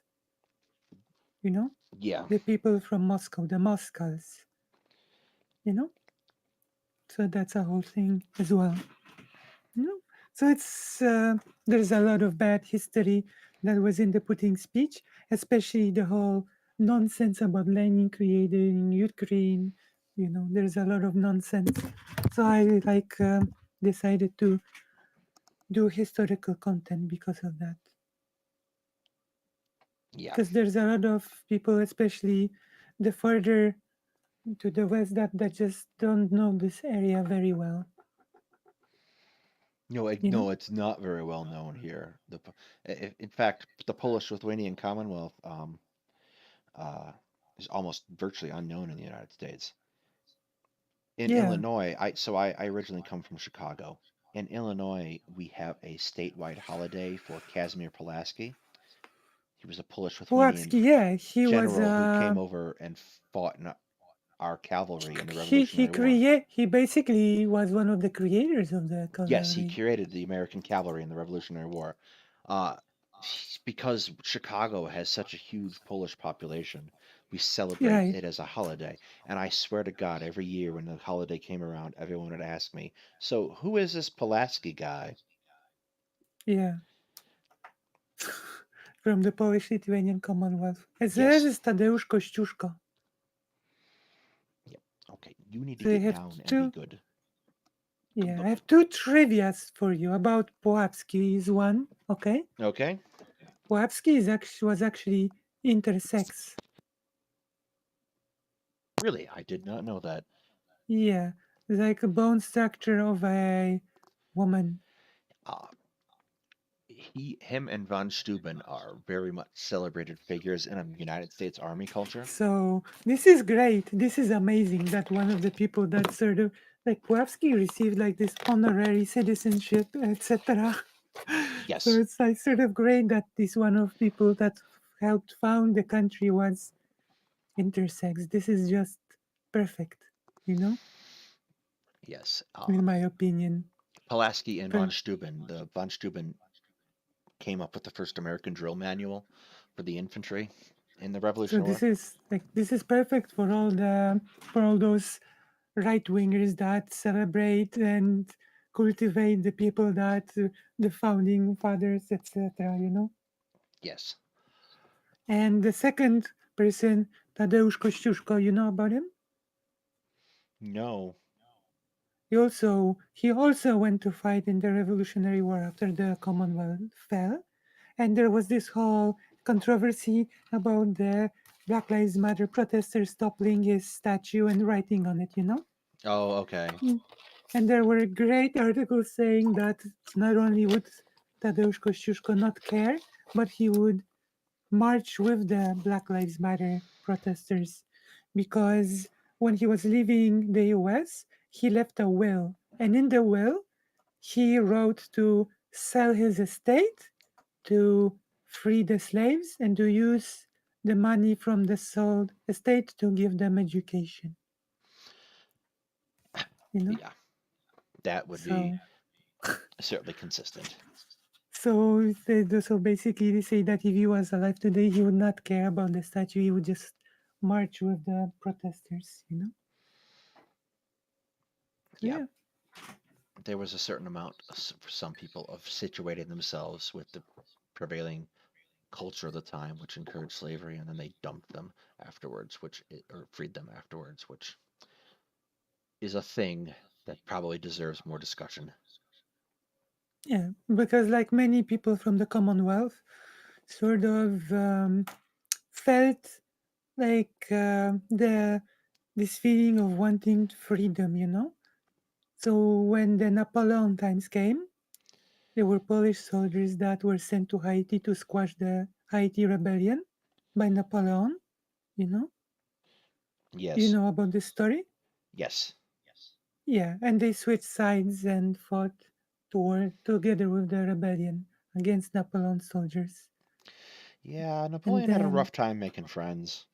yeah, and then the Polish soldiers that helped Haiti stayed and were given the legal status of noir. So they were legally black people in Haiti. Yes. And their descendants live there till now. They just started families, and people who are mixed race are just their descendants now. Hmm. Yeah. So Welcome back, Cal. We're just But this is moving on. like interesting. Like the person that sort of led me to this track was Carasso. Yeah, she's here too. Yeah, Carasso is the best giggler. Official anthropologist of the pond. It's true. It's like Charlie is the official historian of the pond. And Karras is the official anthropologist. Yeah, it's true. Yeah, there is a very interesting relationship between anthropology and history. Yeah. It's like the duck and the pond. Here's another example. That's I'll give a flattering, but you're specific- wrong. But continue. About what? I said that's flattering, and I appreciate the notion. I think you're wrong though, but Wrong about what? Which part? I don't think it's the part that matters. I think like I do it because I think it does matter, and I try to do educational content because that's where I find like a lot of the meaning that for myself. But I don't know if that's like actually the most meaningful thing, like in a broad sense. Well, then I'll give an example then, because this was something I was going to mention earlier. Like, when I mentioned earlier in this conversation that sometimes political streamers will then jump onto a topic that was pretty much brought up by like some party that was just kind of like, oh, they just said something apropos of nothing, but then everyone then zeroes in on it, and it becomes a major topic for like weeks on end. Like, you remember when I mentioned that? Yes. For example, this happened a while back. I'm not sure if it was a year ago, but the whole stealthing conversation that went on. Mm-hmm. Do you remember that whole conversation? I unfortunately do. Yeah, like that for an example. Like, I don't remember exactly who started it or why it became started, but what I do remember is that for a few weeks or even maybe months, this was like a topic that everyone wanted to talk about for some reason, as if this I was can tell you what the reason was. You can, well, and it wasn't apropos of nothing. Just like we can. Okay, I'm sure it's not. I'm just no. But like you can. Technically speaking, Stephen kickstarted the whole discussion. Destiny discussion type thing. There was Destiny, and if I remember correctly, Mr. Karl was involved somehow. Like Destiny victim blaming a person, describing her experience that if a girl cannot, handle herself during a situation like this, then she should just not be having sex. With a victim blaming type of situation. Yeah, and it is important because people like people finding themselves in compromising situations and freezing, um, during those sort of things, sexual. So this is not like a trivial matter. As Karas is saying, this is important. This is an important Yes. conversation, and I am glad eventually Regine agreed with that. This is a conversation about domestic violence, violence against women. Yeah, Well, more to the point, exactly. there is no real separation between politics and other things. Like politics and the political underpins everything we do. Actually, I will even go one step further that it's super important because in places like Poland, the government actively wants to, um, or if it already, I will have to look if it actually did it, withdrew from the whole law that protected women against abuse, Yes, the European Union, we have a you very know? hard time in the United States voting those packages up for like So domestic that violence prevention. because the government decided we don't really need this European Union law that protects women from abuse.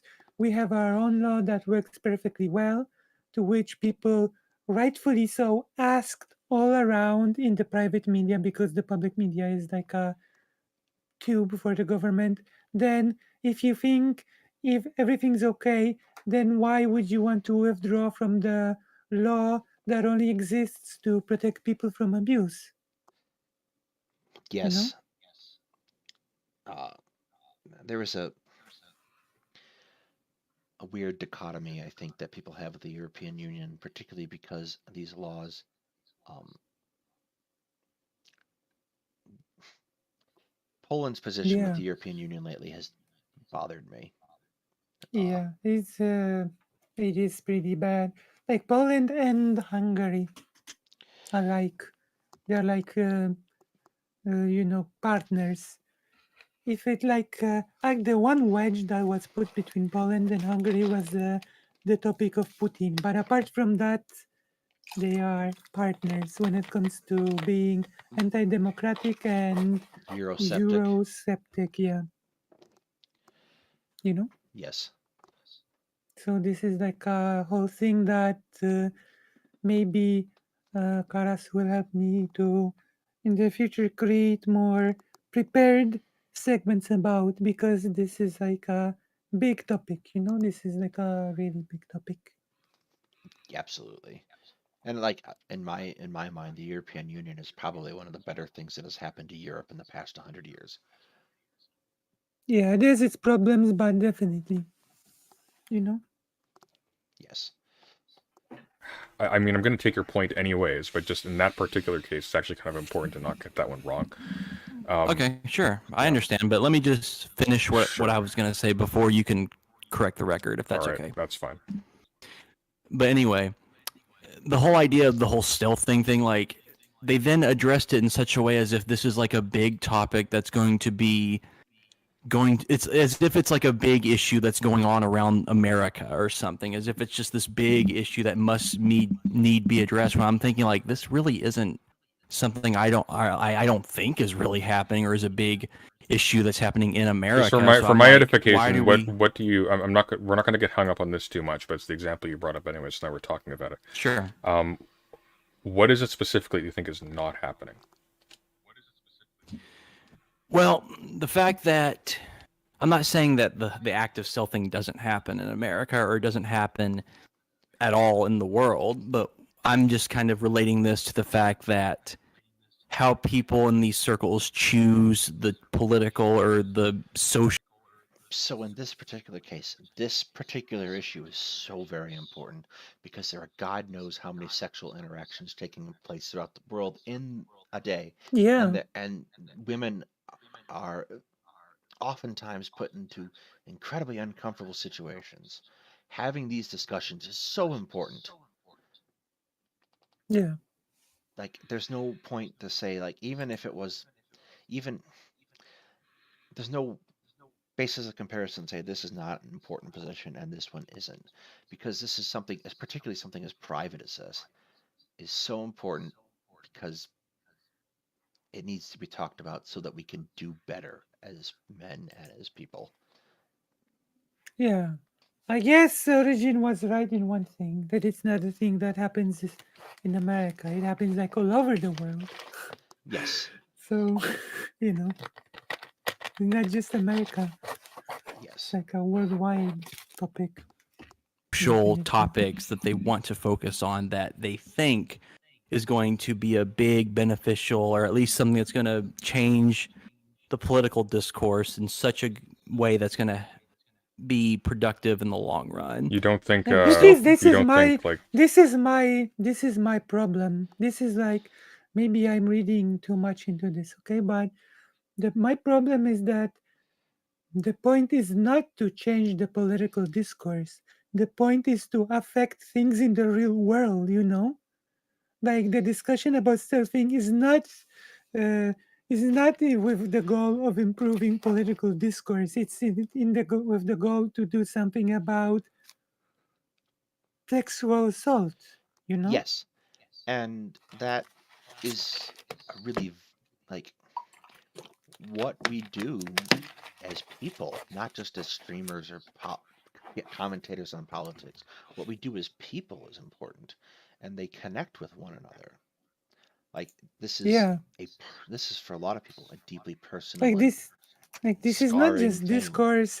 This is not a discussion club. This is not discourse for the sake of discourse, to hone your um, discourse skills and to elevate the quote unquote discourse, you know? Yes. Like this is like not, I'm not sure I like this way of approaching it. Like the thing is, what do we do about assault, not what do we do about making the discourse more high level, Yes. you know? Absolutely. having a So discourse that yeah, maybe I guess results we in can. people scrutinizing how serious stealthing is just not going to be like majorly productive, or at the very least, isn't No, I'm touching not on saying something that really it's not. important. Yeah. I'm not saying it's not an issue that should be addressed. I'm just saying that when it comes to like politics, like especially if people are wanting to address bigger issues, like I think that's issues that are probably. constant. I think honestly, as far as like issues that we are capable of addressing competently in this sphere, I think that's probably one of the bigger ones. Because what we're talking about specifically is really scrutinizing and challenging attitudes that conduce to a vast number of women being raped, right? Because that's what that is. Yeah. Yeah, that's pretty big.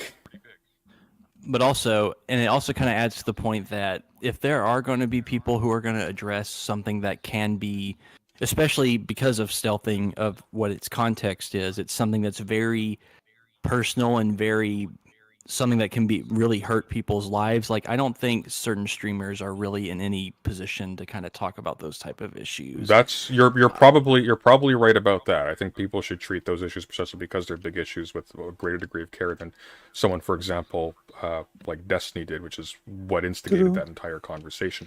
Yeah. Because again, the problem then becomes if somebody with a large amount of pull engages in that kind of discourse really irresponsibly and potentially normalizes attitudes down the line from that. And again, like we don't know if it's going to actually normalize attitudes, but we can see we can see that it's an example of the attitude we don't want normalized, and this person has a tremendous amount of influence within his own sphere at least. That pushing back against that now becomes like a very appropriate focus of our efforts. It might be like one of the most appropriate ones we have at our within reach.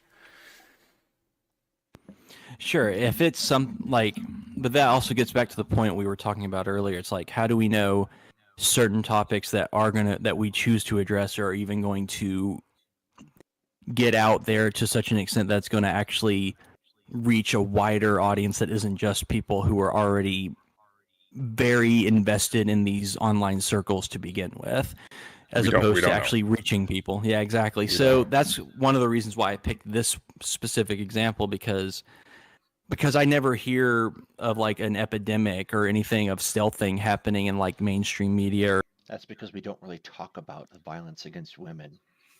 Yeah, exactly. Like this is this is what I've been talking about. That we sometimes see certain issues and we want to bring attention to them. Like, but creating awareness is a part of political advocacy, of political action, right? Yes. Like that is the point, to create the conversation.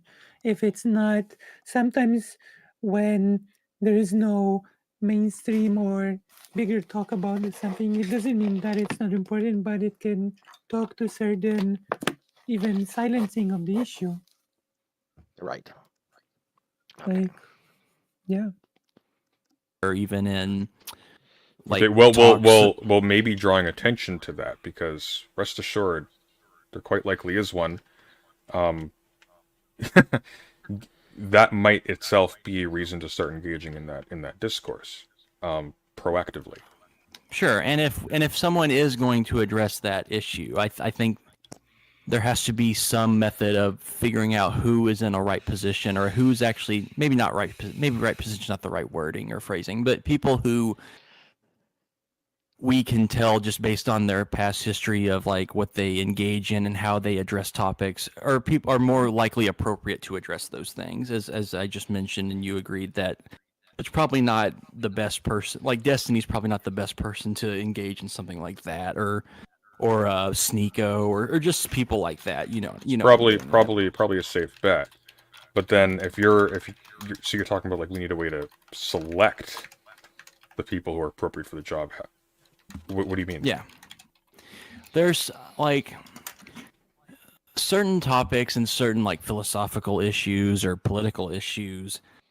People, I genuinely think all people should be invested and engaged in learning, like politics and philosophy. But I also figure that because people in online circles are going to be addressing these topics regardless of what I say or what anyone else says. Yeah. That's why I prefer. I like the serious content, the essay formats, the stuff that really engage, that people really need to think hard and really meditate over what they are struggling to learn and what they are struggling to. Like this is like the problem. Also, the problem that I have, that this is like about thinking hard. Like this becomes almost almost makes me think that this is all not about actually doing something about doing something about the issues that you care about, but about doing a intellectual exercise. Yeah, there's a little bit of gatekeeping going on here, I think. Like there's a little bit of this. This is all like a bit of like I want to prove my mantle, or I don't know, like just polish my skills. I recognize this attitude as I had this in my early 20s. Only the smartest and most well-prepared people should participate. And A, it made me insufferable to other people, and B, it didn't produce any results. Right. So I get the attitude. Like, it was something I had like a decade ago. Well, more than a decade ago now. I'm getting old, Jesus. But it's just not productive. It's not a way that we can interact with people, because ultimately we are talking about how we interface and interact with people, how we reach them and talk with them and get through our ideas. Yeah. And it's also like it can also be like games to have this sort of paralyzing effect, Like, should I even be talking about this if I have not read at least 15 books?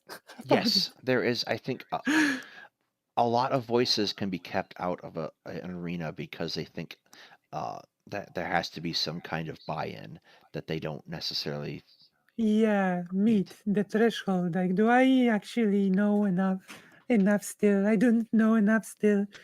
And maybe just sometimes it's just best to jump in and be learn as you go. not arrogant, Like you admit I don't know super much, but I am learning. you know? Yes. This can be like a, but take part, you know?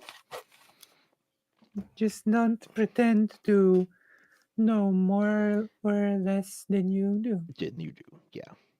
To understand about these issues, because if I think people are just going about things willy-nilly, shooting off at the hip and just kind of going with their gut feelings most of the time, that doesn't help any dialogue in any kind of. That's how 90% of people do politics. You got to meet them where they're at. Yeah. Short-term or long-term course. And Okay, when I mean look. certain people, Yeah, fair enough. And I take your point. Like, it'd be loverly if only the best people for the job are weighing in on these discourses.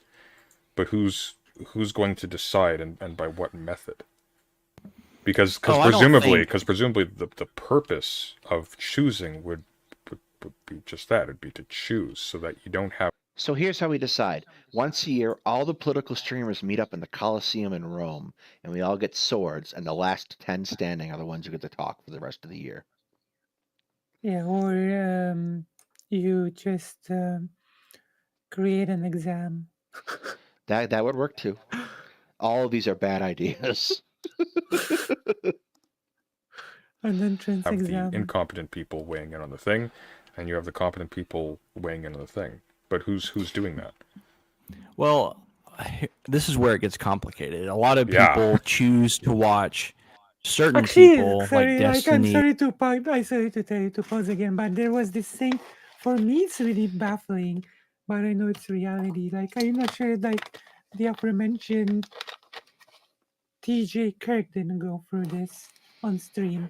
Like, that there used to be a super racist literacy test for Black people that to take before voting or Yes. something like that to be allowed to As vote. part of Jim Crow. And this like literacy test actually had nothing to do with literacy. It was totally nonsensical. It was really horrible. No, Like, it was I think, an impossible to pass test. yeah, like the Amazing Atheist, I think, went through the test on stream, and it was a baffling test. Really baffling test. You know, Yes. really horrible. There were different tests for different states, and this was very widespread across Like, the this South. is just so mind-boggling that people would be put through such things, you know. But there's the mind of the bigot at work. Or just the people who don't really do much of anything. It's not really because to go a little bit more fundamental about this, a lot of it has to do with the education system because of how poor that is. Like the education system in America, I don't know how it is in Canada. It doesn't really teach students how to be curious or how to think about issues. It's all standardized testing. Like you just need to know what this fact means by itself, and you just need to recite it. It doesn't help growing the upcoming generations to learn how you should think or how you can go about critical thinking. And when you have people like that grow up and start engaging in online spheres, they're more than likely going to follow people. Choosing is such a hard word because I have when it comes to like the free will determinist thing, I think it's really complicated as to how we choose what we prefer to get engaged with or what we find interesting. So in a way, a lot of it is internal. So it's not something that people are forcing you to listen to. So it all has to do with what you're just naturally interested in. And sometimes that's influenced by your environment and how you grew up in certain areas with certain cultural and societal rules. So it is a very complicated issue. I guarantee. I agree with you there. But I think the best way we can help probably lean people into better directions is by being careful in our approaches and trying to be as thoughtful in how we try to address these issues. But that's going to be really difficult. Well, you're again like you're assuming that everybody's interest is actually in the betterment of all humankind, but I don't see any reason to think that that's the case.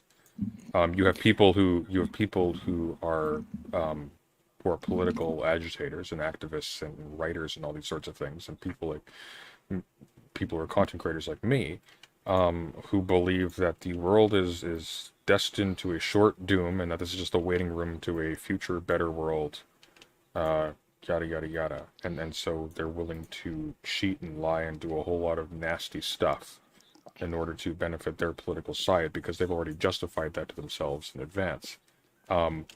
Those people are not going to be swayed by what you're talking about. There are already like extensive arguments about like we need to improve public education and funnel more money into poorer areas. Da da da da. And those debates are had by not just politicians but also content creators and other kinds of pundits. I just don't see how this leads into like any kind of discussion about selecting the competent commentators for like the appropriate issues. All right, I got to take this dog out real quick because he's Doggy! Come he on, is. doggy!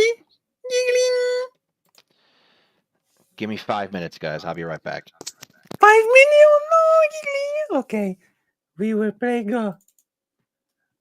While this happens, we play Go, okay? Come on! Come on, giggling! Giggling! We have to make it small. You have to make it small in order for you to see it. Giggling! What do you think so far? Are we smashing it? Or are we smashing it like giggling? What do you think about this issue?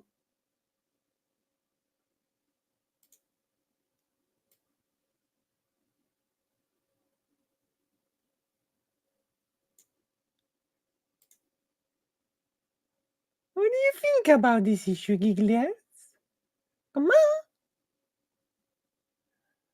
Do you agree that things are going well? So yeah, I think we are touching upon quite important things. Like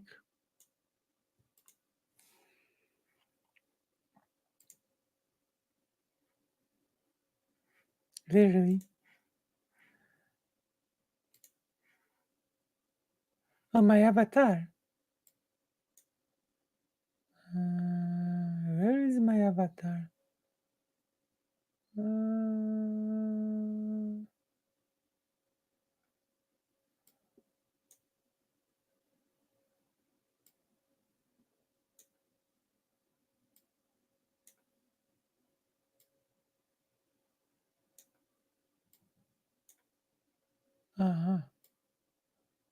There we go.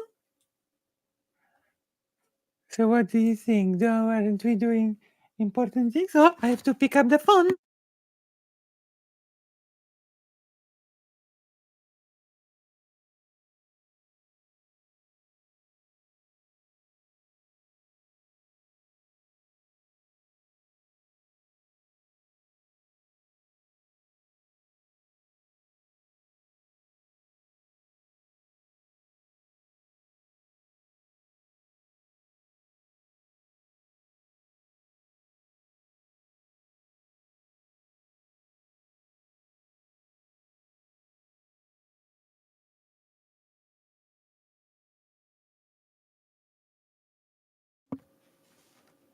Okay.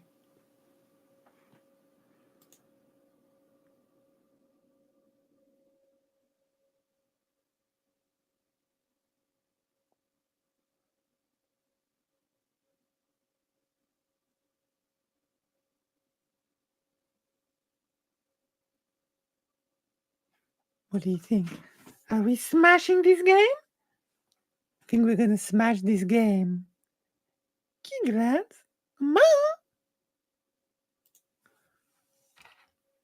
I have good news for you, Giglas.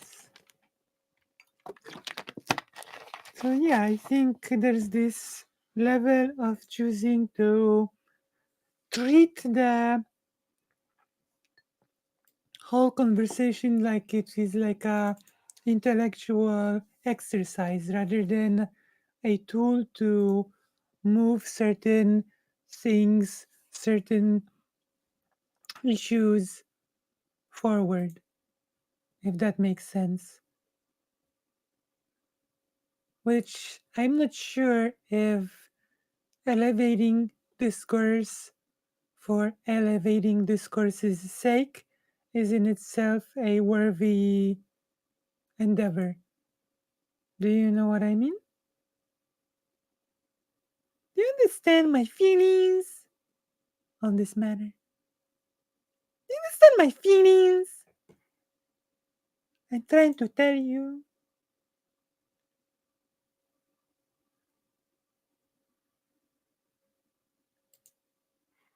Do you know what I'm trying to tell you? From my deep analysis.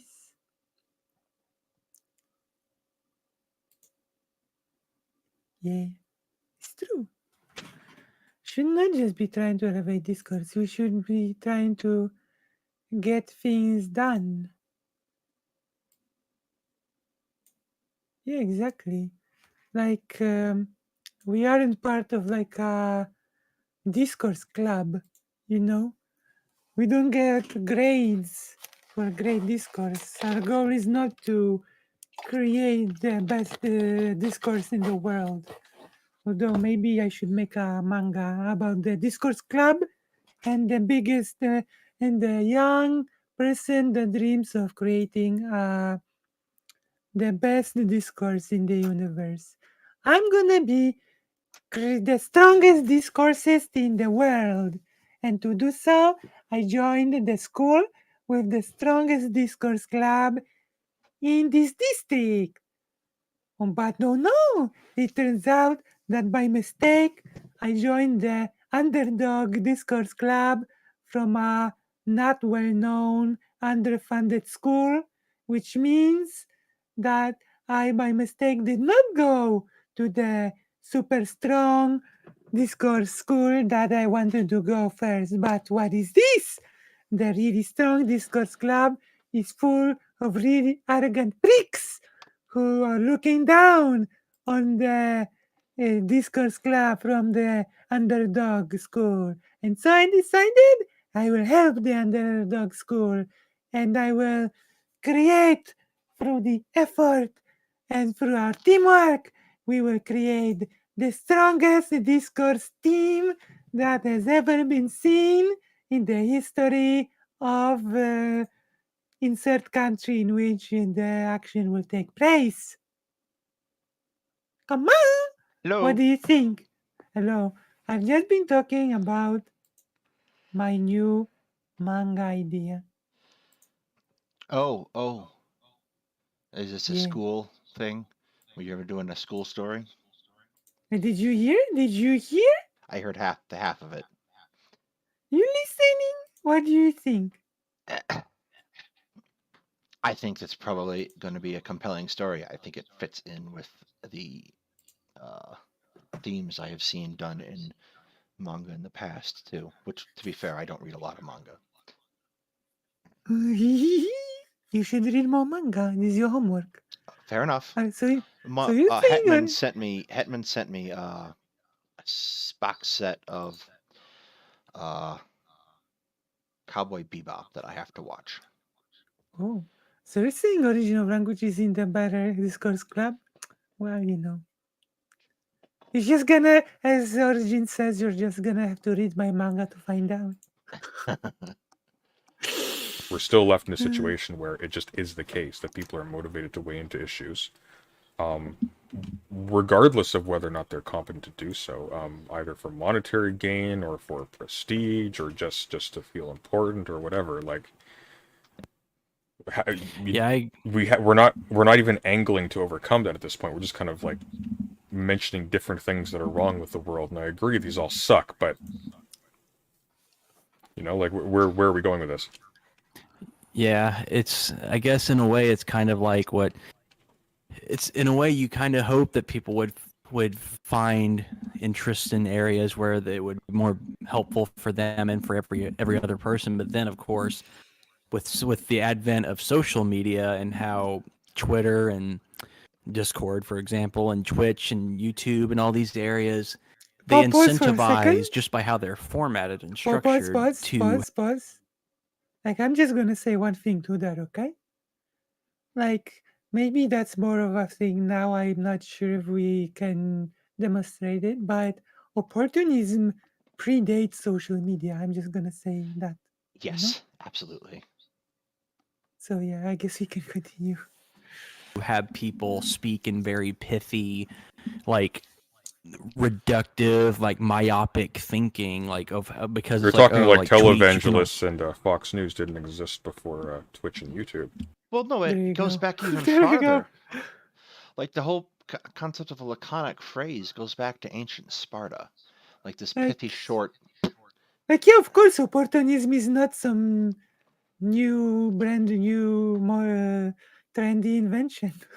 Yeah, no, it's really old. Like, you know, when there's ducks, there's water. Or where there's water, there's ducks, I think, is the... No, ducks are, the ducks were there first. Don't you understand me? Fair enough. Yeah. This is nothing Well, I new. know, The only thing that YouTube and Twitch have facilitated is sort of democratizing of exactly that. If anything, the quality of discourse is often much higher, even frankly in these garbage panels, because there's less corporate restriction on what people say, and people aren't restrained by the interests of whatever thing is giving them the privilege of occupying a very high paid public facing position. It's like someone like Tucker But Carlson. even with that, yeah, go on. but even with that, I think that also is a detriment in some ways, because when you have pretty much anybody, like any person with any sort of like, it can be someone from like really good, like very like well thought out, meditated thoughts and ideas on very serious topics, to just literally someone who just goes in there just to be a troll and just shit post and just be the most obnoxious like person to ever be around, because it's so vast and it's so endless when these sort of spaces, that it honestly becomes overwhelming and just kind of extremely difficult for anyone to really engage in anything that's going to be. That will be the case either way. The only difference is that you have an almost certain guarantee that prior to like the expansion of social media and things like that, so that people like me who can just buy spend a couple $100s on a webcam and a microphone can start weighing in. The only difference is that it would only be rich people who would be doing that before. That's basically it. Rich people and party representatives and media figures. There's no... Yeah, but this isn't a detriment. This is just the nature of the beast, because we don't live in Plato's Republic where philosopher kings are deciding who gets to speak and who doesn't. I absolutely knew Plato's Republic was going to come up here. And, Yeah. that is a thick book. Plato's Republic? But Is it as thick as Count Monte Cristo? No, I don't think it's quite that bad. There is, however, there's something that Origin gets at here that I Right. kind of think through this concept is he's looking for the person who understands Plato's allegory of the cave, and he's looking for the person who understands that the images on the walls are just shadows. Mm-hmm. And he's looking for the guy to climb out of the cave, and I'm not entirely certain, philosophically speaking, you're ever going to climb out of the cave. Like, you can understand that things aren't as they appear, and that you have to be Mhm. careful and considered about your opinions, but you're never quite going to get out of the trap of perception. Right. Because it's impossible. Absolutely. Like that was actually the point of the The allegory. Plato's cave to begin with, that we don't see the real shapes, so we cannot perceive them. We don't know what they are. And You only see the irrespective shadows. if you realize that there is someone back there Exactly. walking Yeah. the thing. Even if you realize that the things are shadows, you just don't know the real thing. You cannot know the real thing. Because you're still chained in the cave. Right. Yeah. And that's also a big issue, because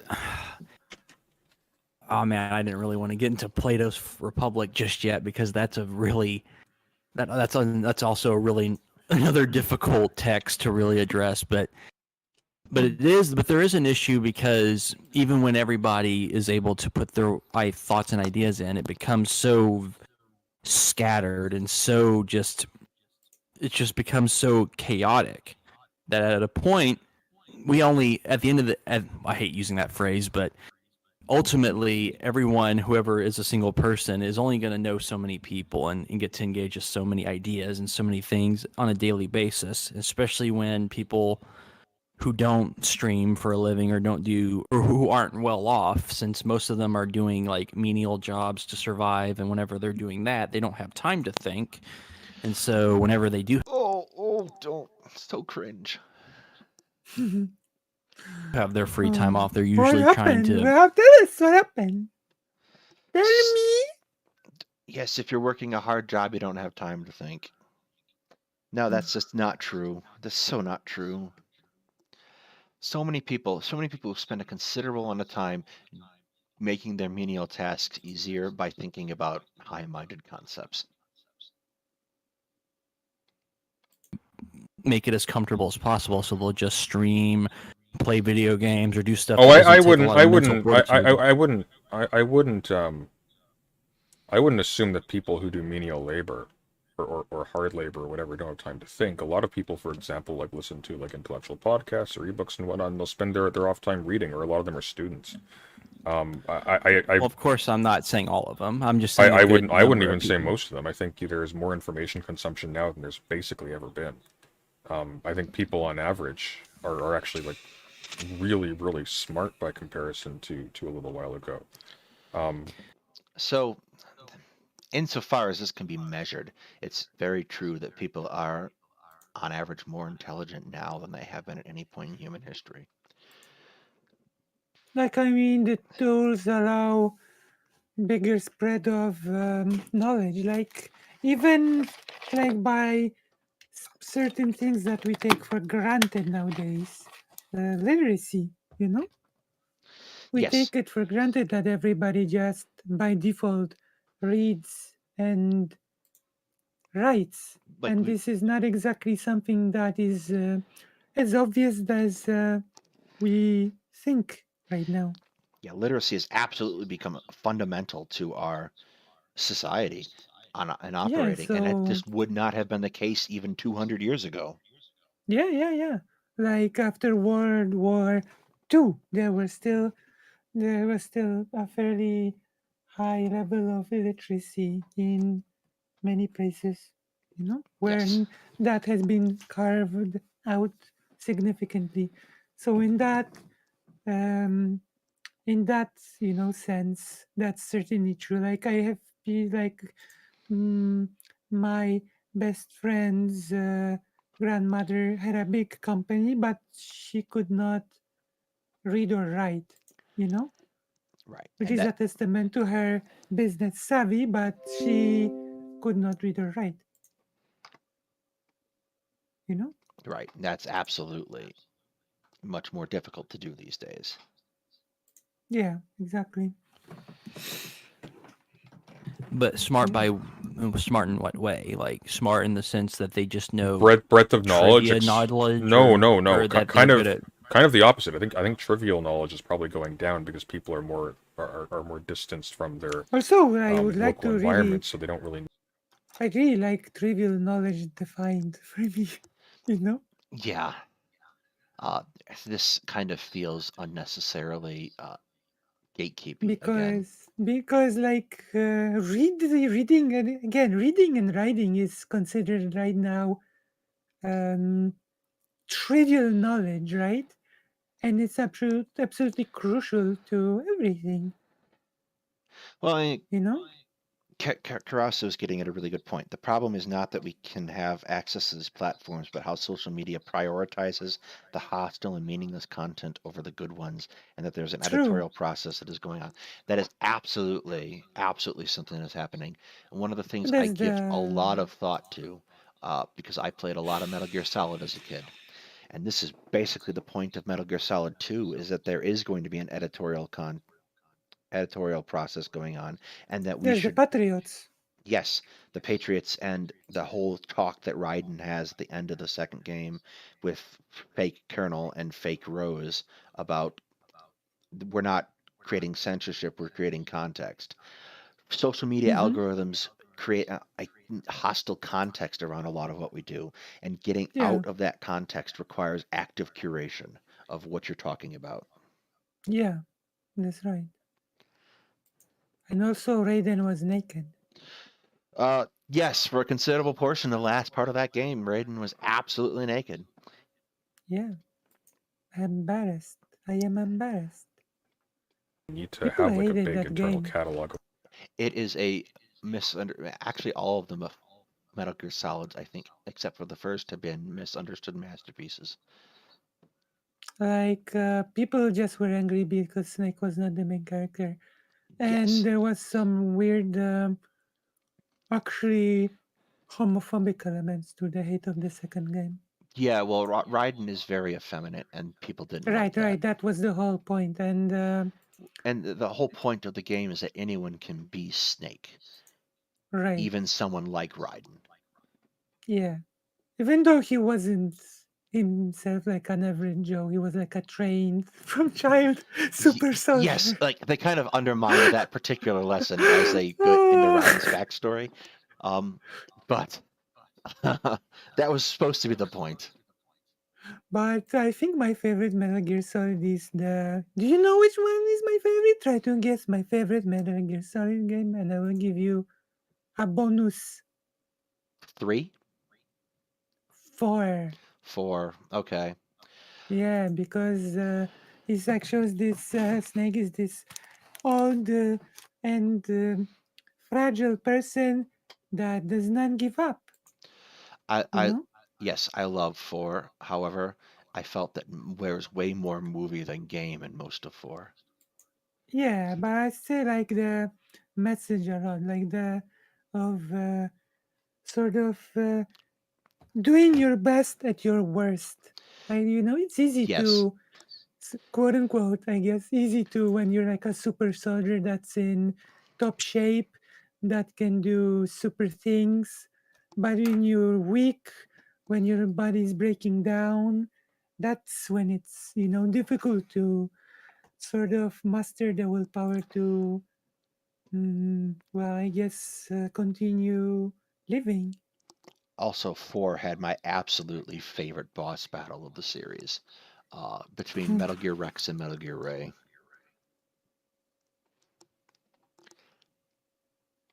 Of like particulars about the places that they go and what they do. But I think general exposure to like complex and big ideas and like major globe spanning problems massively different. Massively more so.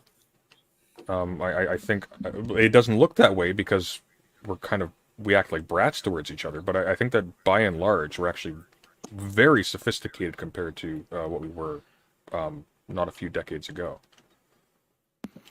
Well, we're going to be more sophisticated in some areas. I won't disagree with you there, only because with the advent of certain technologies and Yeah. also, But that's kind of critical to the development of humanity. Like Yeah, technology drives process, and process is where you find change.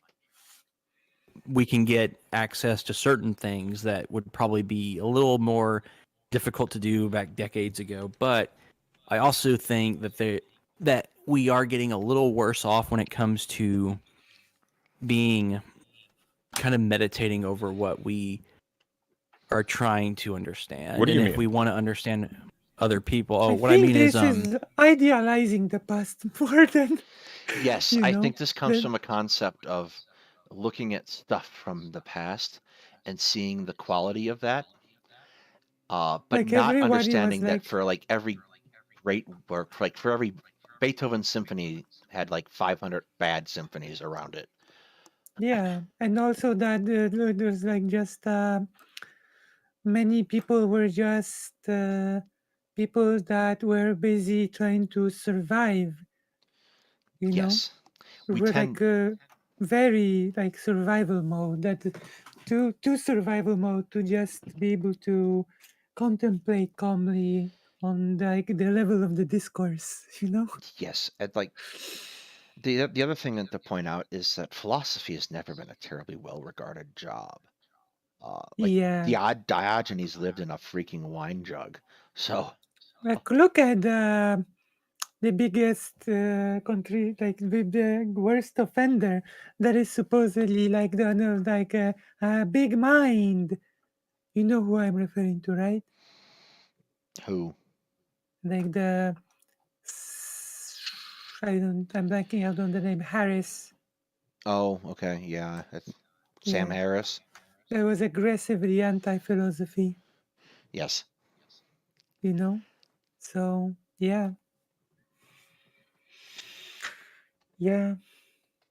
Although this is just my perspective, so I haven't done any deep studies, You research haven't into this. meditated on But it yet? just well, I have meditated in the sense of how when I meditate, I brutal. mean I'm more making fun like of you. I'm It's just okay, as you were saying. okay. But anyway, the way I see it Sorry, is I'm poking fun at you. I'm not making fun of you. It's a minor difference. No, you're fine.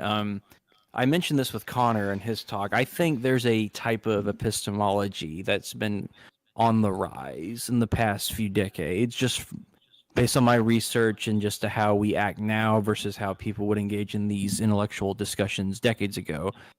And that people, especially online, will treat knowledge as if it's this inert kind of static thing that if you just have it, if you engage with someone on any given serious topic, that the way you are engaged with it is you just throw basic like, oh, I have this study, but then there's this fact, but then there's this study, and that proves this correct. I'm like, but then they never Can you really get pause? into like explaining. Yeah, he loses me here really hard. Like this is. I want to almost. I almost want to say that this is nonsense. Like. For one, like he gives Vosh as an example. Vosh has, for one, the education to interpret studies, and when pressed on it, Vosh does get into the methodologies and uh, you know and how the studies work. He doesn't just say, "This is my study; it proves me correct, no matter what," and that's that. You know. Yeah, and that's kind of the point of studies in general. And again, academic specialization is you can turn to someone because there is this process of peer review and there's a process to it. You can turn to them and say, I can reasonably, as a layperson, accept this as good information. Yeah. Like I don't I don't I just don't buy the whole this is my study and that's the end, you know? Right. How that Yeah. how that happens, or if they do, the logic can be so. It seems like it's not something they really thought out. It's just something that they've been Well, hearing This other people almost talk seems about. like Sure. Well, I mean, like I know that this is not what Origin is trying to do, but it does make me feel of the arguments that certain far righters say to sort of undermine academia itself, you know? Oh, you worship the studies, you know? Yes, it's kind of ivory tower bashing. Yeah. I mean, the purpose of a study is that you don't need to do the study yourself. They have findings. Now, if you're in the business of poking holes in a thesis because you think the methodology by which it was arrived at is problematic, then you have a particular reason to now go into the study and break down the methodology. And because there's so little trust in like our scientific and academic institutions right now, this tends to be where a lot of political discourse takes place. But ideally, the purpose of having like these vast and specialized like disciplinary processes or multidisciplinary processes of like interrogating problems and you know adding to our understanding is that we don't need to do all of the work of everybody else constantly. We can you know we refer the questions of physics to the physicists. We refer the questions of history to the historians. Yeah. And of course, you can't necessarily do that. But for the average person, like there's just not enough time to know enough to act on information if you're doing all of that by yourself. Like if I'm reading, for example, if I want to get like somewhat up to speed on the history of physics or something, I would know the first place to begin if I had to break down like the methodology of every single thinker. I have to read Study. something popular that gives me at the very least a roadmap of who thinks what, why, when, and where. I can't just start, okay, I want to learn about what the physicist thinks, time to start my physics PhD. I'll see you all again in 10 years. True. It doesn't make any sense. Yes. Then you turn to Bruce Banner, who somehow has 7 PhDs in the Marvel Cinematic Universe. Like, why? Why would you do that? Why would you torture yourself like that? Maybe he took like a shortened course, you know? That's a thing you can do in real life. I guess. Well, You'd have to. Well, also, this is something that I find interesting about how people use studies, because studies, for one thing, a lot of the time studies are kind of hard to get access to, because they're either need to go through a paywall, or you have to go through university, because sometimes those are just very expensive, like depending on which like places are doing it, like if it's Lancet or if it's Harvard or any sort of big prestigious institute. But also, the thing about studies and how they're constructed is a lot of the people who are working on them, they all have their own epistemic frameworks and how they kind of use knowledge and logic to arrive at conclusions based on their processes of. Well, generally, especially like when it's something statistical or what have you, there. So here's the thing.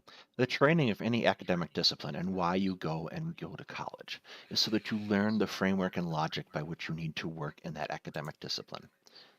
Mm-hmm. There are going to be certain standards and methodologies that they have to deploy that are repeatable at some level. This is why the repeatability crisis is treated as a crisis, because it's like this is a fundamental breakdown in the thing that we rely upon in order to trust the default positions of different disciplines with respect to what they know about their own fields. Yeah. And with that is what makes it all the more interesting, is that people they'll refer to studies as if they are just objective, like facts, end all be all, there's no conversation, this proves my point. And it's just like, I don't think that's healthy. That's a healthy way to engage on complicated issues like well, this. what's the distinction between that? Like, practically, what's the distinction between that and saying, to the best of our knowledge, which if indeed this is representative of the studies that have been done by experts in a given field, what to the best of our knowledge is the case with respect to this question of this issue? And I think saying that, like, hey, I have looked at the studies on this that exist, and this is what they say, so this is the state of our knowledge at this point. If you want to dispute this, either interrogate the study or come up with another one. I think it's perfectly reasonable. And it's only reasonable. It's like what we have to do. Well, that's in practice, though. Like, that's the same thing, because the upshot is identical. If you're now like if the bare fact of producing a study and not being aware of like counter studies that exist, if that's happening, that's bad. But by the way you phrased all that is actually a great deal better than how I see other people in political circles ever do it, like Vosh and Destiny. I think he took it from Destiny, because I saw him do it way before he did. It's just like they appeal to studies, but then they will never Vosh even doesn't. explain what it is. Vosh has That's a not much true. different conversation style. Bubba, you need to be good. Has a much different conversation style there. Like, that's not true. When people ask him about the details of the studies, he will go into the methodologies. He's like, he does have the tool set to do it. Yes. You know, But that's it's the just point of that oftentimes it doesn't get to that. Like, if people don't ask him, tell me your methodology, let's break this down, then what is the practical use for Vosh to say, now let's read this whole study together? Like, it makes no sense, I'm going to be honest. It's a waste of time at that point, yes. you know? Is if they even understand what's in the study, and it's always just used as a rhetorical, like, debate tactic just to throw their opponent off. And it's just, if you're going to be citing studies and that No, sort it's of, not. It's That's literally not being not. very charitable to a lot of the people in this sphere. Like, there are a lot of people who work hard to engage properly. Like, it's not just to throw the opponent off. It's literally to show that there is a consensus about what they are saying. Like when someone says that there is like a meta study that has like over 50 studies in it about um, same-sex couples being just as good parents, or even in some cases better than heterosexual couple parents, right? Right. Then it's not just to throw a person off, it's to demonstrate a certain consensus when it comes to this thing being studied and the results being known, what it leads to, Right. you know?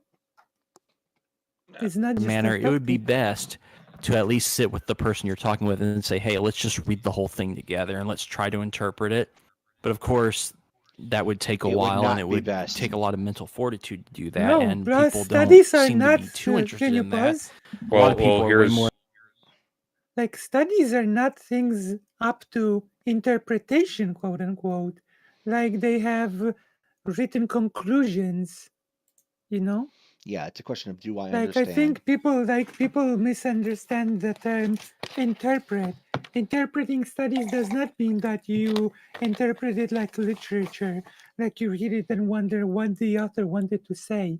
Like the author very plainly says what they wanted to say. Like interpreting it means that you have the proper knowledge and tools to understand what is being written, Yes. not that you literally interpret it as if you were reading a poem and trying to decipher the the wordplay that is being Employed. Yeah. employed, More because interested in that the is blood what. sports. Well, here's something else, right? It's something that I think is worth considering. And this is not an excuse for either Vosh or Destiny. But oftentimes they will do this with respect to an argument with someone like a race realist, right? Or someone who's giving like some kind of really sexist belief or something like that, and that's and they're wrong, and like somebody else with the time and energy can point out how they're wrong with a great deal of particularity. If people avoid the blood sports categorically and just become little hermit monks doing nothing but just interrogating studies and books or whatever, they will never grow to such a point as they can actually contend with some very large people who are doing that exact same thing in the reverse. I don't have the growth potential of a Vosh or a Destiny, among many reasons for precisely that one. I don't have the temperament or the desire to do the thing that they do on a regular basis that gets them the scale of exposure that they have. And as a consequence of that, I can't do things that they can do. So I can be more right than I am in a given position. However, I can't make anybody else agree with me as easily. And so I think generally, like, it behooves us to sort of take that into account. Like, there are practical steps that are necessary in order to spreading correct or better opinions about things that you are completely failing to do when you devote all of your energy simply to personal knowledge acquisition. Although I don't think it's necessarily only solely to be only in your personal knowledge, because for me, for example, whenever I post my essays and whenever the ones I'm going to continue to be doing, I'm doing it not just for my own sake. I mean, I still publish them and they're out there for people to see. But whether if like 5 people watch my essays or hundreds of thousands, like regardless, I think putting in the effort in the way that I put it, trying to take it as seriously and as thorough as possible, I think that in and of itself, in many respects, is its reward, because I'd rather be as consistent and as honest and authentic in how I address these issues than just kind of going about it by being just using debate tactics and rhetorical tricks. Sorry? I was getting coffee, sorry. Okay. And well, I mean, you, who's, with all due respect, like, who's reading those? who's what now? Who's reading the essays? Are they actually reaching people, or are they reaching like 1 or 2 people? And are they Well, actually... people watch them. Yeah. Oh no, I'm no doubt people do, but like, I don't write them. I mean, I write them, but I don't just post. I Not recite everybody them in can my be a giant essays, my content video creator like essays. me. Exactly. sure, but like, what's your highest viewed one? Just as an example, and I'm not like this doesn't bear on their quality. Just I think my highest viewed one is the first installment of my Complexities of Abortion series. I still need to get back to that series, but I did a I think I reaction have to that. 2 points. Yep.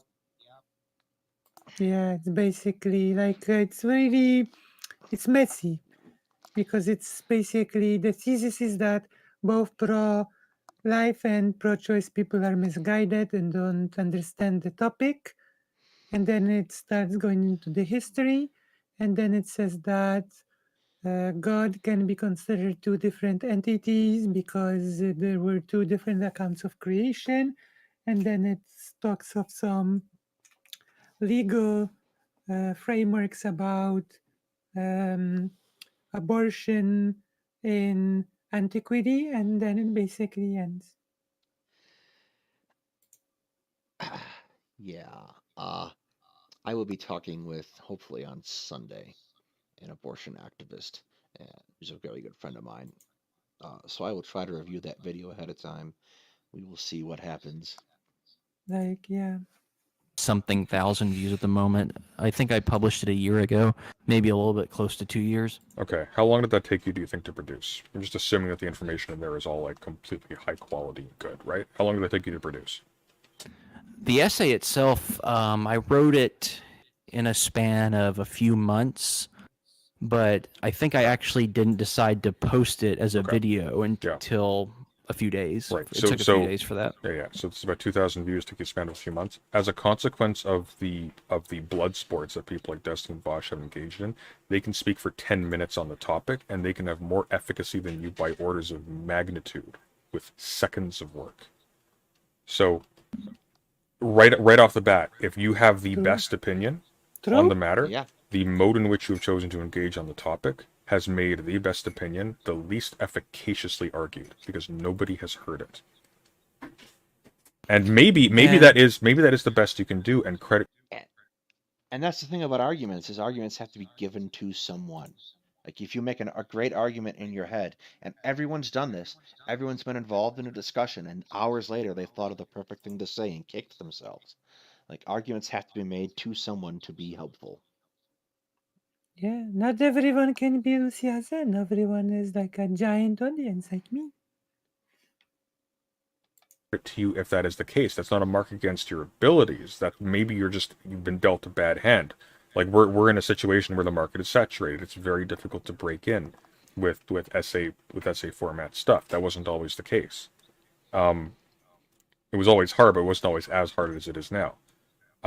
But nonetheless, if you are against people taking the measures that allowed them to get into a place where they can speak, then you are additionally against the measures that would allow you to be heard, because that's a thing that you could have embarked upon. And you would have almost certainly failed if you had done so now. But like you're in the age range of these people. I think you're what, 28? I'm actually 29. Yeah, I'll be 30 in a few months. So you're older than Vosh. So technically you've had as much time, if not a little bit more, to do precisely what he's doing.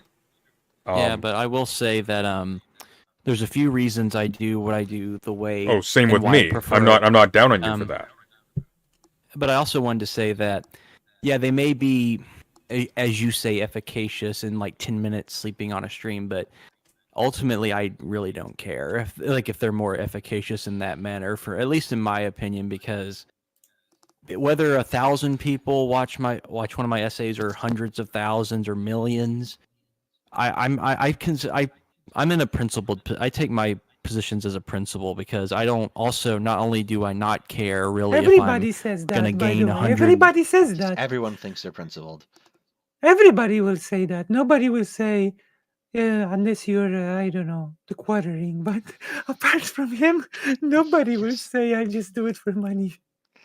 Or 100 subscribers in the next few months, or a 5 or whatever, because I take this as seriously as I can. I'm kind of like, and you'll know this because of how I am in the Discord. You know how Cormac McCarthy Are is my you, favorite author. if I may, and don't take this too personally, are you certain that you're actually taking it seriously?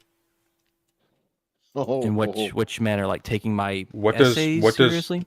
Just generally, are politics, whatever it is you're weighing in on, I think abortion's a fairly political issue. Are you, in your judgment, actually taking it as seriously as you say?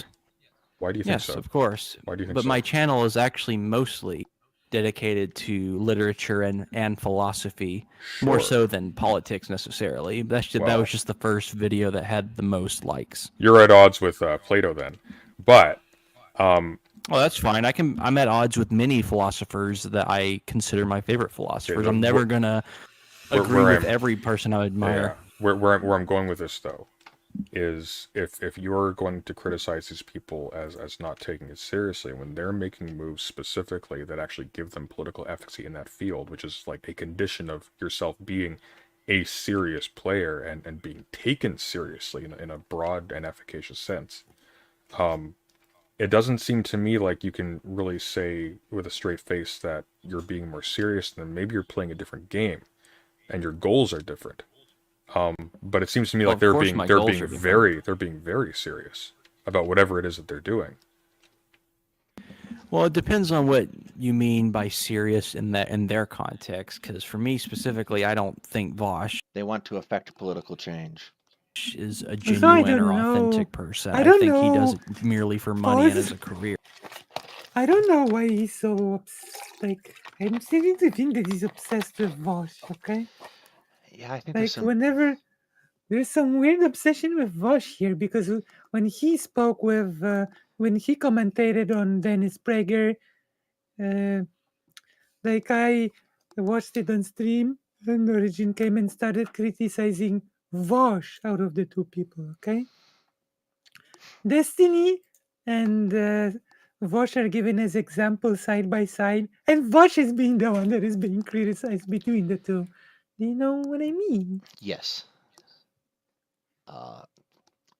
So I didn't watch a lot of Vosh till recently, and everyone kind of tried to tell me that Vosh is some kind of boogeyman. Devil, and Vosh. Sometimes he has some takes, but Vosh doesn't seem so bad to me. Yeah, of course, Vosh is a Polish boy. Yeah.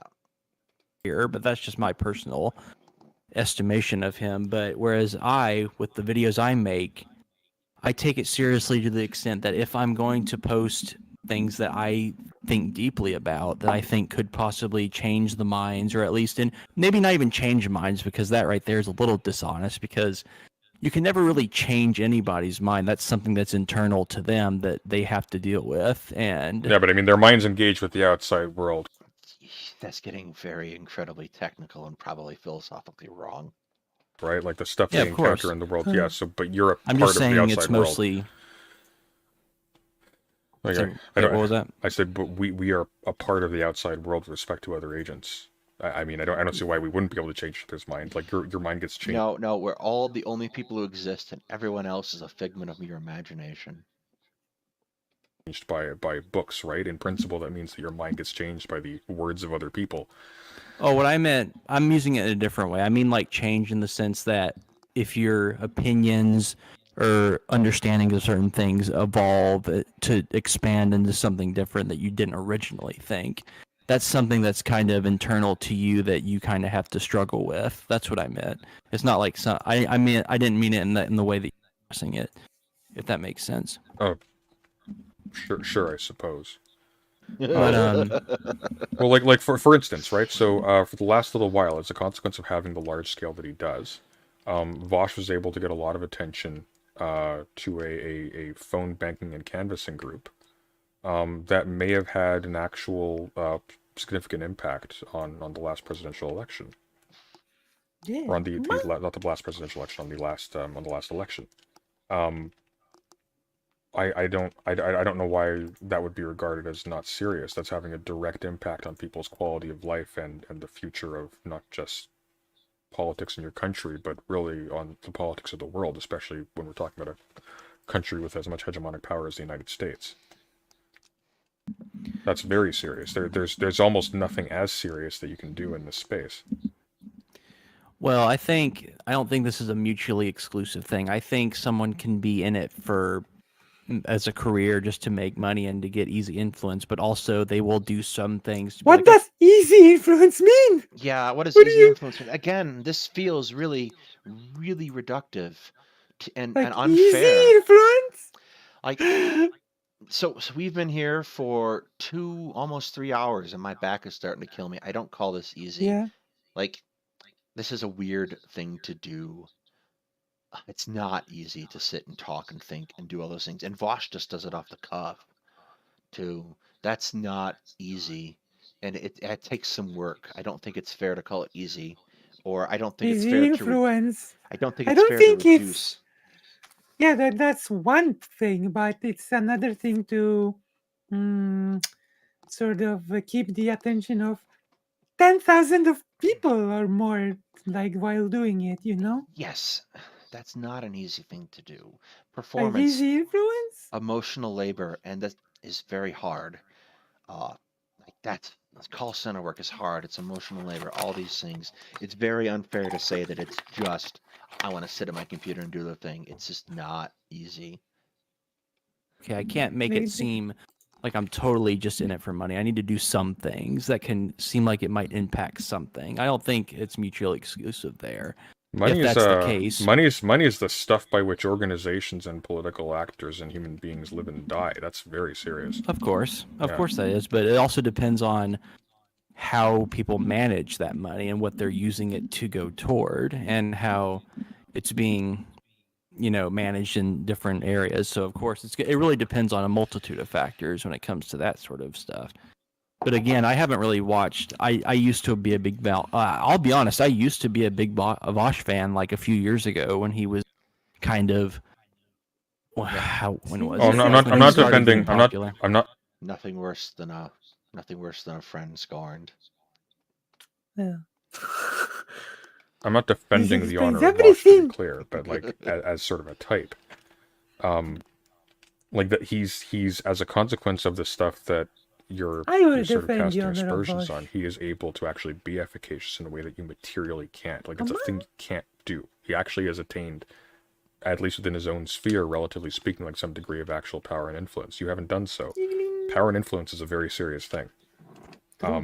Whether or not like he himself is like the most serious person who could be wielding that is neither here nor there. The fact of the matter is that as a consequence of him engaging in the stuff, he is one. That's fine. I just prefer to do the things that I do in Poland. the manners of the. In Poland, Karatsu said in Hungary, stage actors has had epidemic of alcoholism. In Poland, everybody has. Like it's like this. There's been this study recently that showed that on average the amount of pure alcohol consumed by Polish people is close to lethal or something, or I don't know, or should be lethal, and that there's this alcohol epidemic in Poland right now. yeah. Principles that I have that are different from other people. Sure, but then you're when we're talking about like your problems with the political space, they don't really have to do with efficacy or with like the common good or with like the ultimate like improving the world. They have to do with. I think it kind of did. I think it kind of does connect to that because, as I've stated, I don't think engaging with people in the very like debate, bro, like blood sport, like we're just gonna all be talking past one another. It's just dog eat dog. I don't think that helps. I really don't think that's gonna help anyone. I don't. Well, think it helps us in the long run. might help people if Yeah, we're you know like surrounded by dogs. Being able to actually like fight back against a particular mode of engagement, hard, yeah. which seems to have, at the very least in this space, some level of political strength or rhetorical strength or whatever. I don't know. I wouldn't reflexively cast aspersions on that. Well, it's stuff that I've been engaged. Well, I've been struggling with and thinking about for years now because I've been engaged in these political circles since about 2016, except I wasn't really vocal until the past few years. I didn't start actually saying and getting my foot in the door and just talking to other people in these spheres. I was just more of an observer at first. So let's peel things away from like the Vosh example, because I think that's too loaded for a number of reasons. You have experiences that I'm not familiar with, and he certainly has experiences that neither of us are familiar with. You mentioned my own channel a little while ago. For example, that you rather me like lean into the video essay stuff or whatever. Why don't you tell me what you think I should be doing differently than what I'm doing right now? Leave Vosh alone. And let's go from there. I think it would, and again, this is just my, wishes, and you don't have to listen or even take them that seriously, because this is your channel after all. But I think it would be better if you kind of ceased on like addressing like the drama, petty kind of stuff. Like, oh, this one person, this streamer did this stupid thing. Let's watch it and kind of like tear it down, and just kind of stuck to addressing. So, when President Sunday does that, I think he's good at it, first of all. And second of all, he illustrates how you should think. Mm-hmm. Like, he illustrates a way of thinking and a logic to how he does things. So it's not just point and laugh at the idiot. It's here is what was said. Here is why that is wrong. Here is the basis for which we can use to go forward correctly. So, like, and that's one of the reasons I enjoy watching Sunday, is he's very precise about how he does things. It's true. Like, because you're a political science, you got a bachelor's in political science, is that right? Yeah. And you seem very well versed in those areas, and I think that should be your area of that you should focus a little bit more on, because you seem really well versed, and I think your perspectives are very interesting in those departments. So if you just kind of maintain your focus in those areas, stay in your lane, Sunday. That would be more productive than just engaging in the typical, stay in your lane stuff like knife hand, like the petty and drama stuff, and that's just criticisms I have pretty much for most streamers. So besides the poly people issue, what's an example?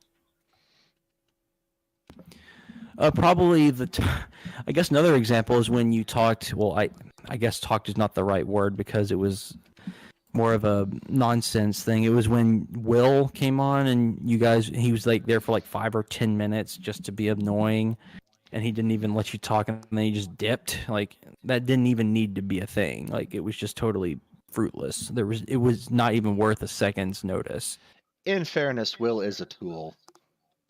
Sunday, have you considered staying in your lane? Even if he is someone who was like trying to get this trans panel or something like that, if he is nobody, then it's best to just not address him, period. Except Will made himself into a issue that needs to be addressed. His attitude towards Polly and his attitude towards the panel, and the panel itself, was bad. True.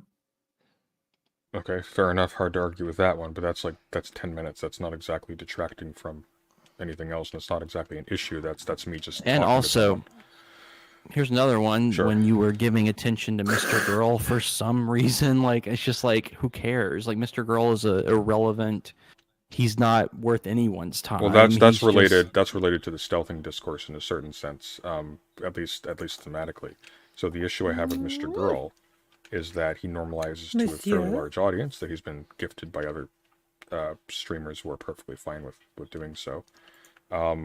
Really toxic ideas about consent and narratives about trans people, and so I have like very specific pointed reasons to engage with him on that, because making him look like a fool on those issues directly serves like my political goals. But I think you could, but I don't really think it's that big of it. Like, I don't think it was something that was really necessary to address, especially at that point. Mr. Girl is probably responsible for the growth of Sunday's channel in a certain sense, particularly is because he got that huge boost around the time he did the centrism debate with those two guys and the Mr. Girl call-in show. So that probably contributed to Sunday's growth and ability to extend his reach. In his little Are we talking about online, I guess, Monsieur career, if I'm Jahoulou? going to call it that. I'm sorry? Monsieur Jahoulou? Ah, yes. I'm not a big fan of Mr. Girl to Monsieur begin with, Jahoulou. but he Yeah, is. I never liked Monsieur Jahoulou. He's not a pleasant person, but he has reach, and he has reach that was bestowed upon him, perhaps unworthily. But there it is. Yeah, by Stephen. It's He was bigger. It's already bigger. being kicked out It's by bigger. people. It's bigger than mine, and he wasn't already being kicked out by people at that point. Certainly not by his own audience. He was being kicked out by destiny. That's basically. Well, I it. only meant, yeah, I meant that only because, well, he was pretty much sucking on his attention the whole time, and it was really pathetic and really sad. But I don't really, and also just I don't see why people need to focus their attention on people who are so obviously, apparently, just not even worth attention. Like they're not serious. Every time he talks, it just feels like he's not even listening to what people are saying. So, Mr. Girl has a very horrible conversation style, and he has a lot of horrible ideas. And because he spreads them to a wide base, that makes it important to counteract those ideas. Yeah. Especially Saying, since like, he did an He audience focuses on these little minutia Yeah. that is just, and he'll spend like 10 minutes arguing with you over minutia of a sentence that adds nothing, and it's just like, why even give him the time of day? Like, this doesn't produce anything productive. Well, I think it's productive if he's encouraging like a bunch of young people to engage in a certain gotta really answer this. talks about is going to harm people, to break that spell a little bit, or break the spell in front of people who might be encouraged to listen to him later on down the line in the absence of that. Because he has charisma. He has an effect on the people around him. There's a reason why people imitate him. Guys, and Sailor Although I do Moon! think for him, and like him in a specific Yeah. case, there are just some people I kind of view like Jesse Lee Pearson, for example, or just certain people Hello, Giggler, come on! Giggly? who are so odd and so like out of their own mind that the fact that they are like that in such a strange way that's just going to be intriguing to a bunch of people. It's not even really like they maybe even agree with him. They just think they're just a character, or they're just a personality that's actually like, oh, this is really strange. This is really out of the box. We're just going to follow him because he's just really freaking weird. That's how I view it, at least to some extent with them. Look, everyone has their leadership style, and sometimes being really freaking weird is very effective. Mr. Girl person, because he's just such a...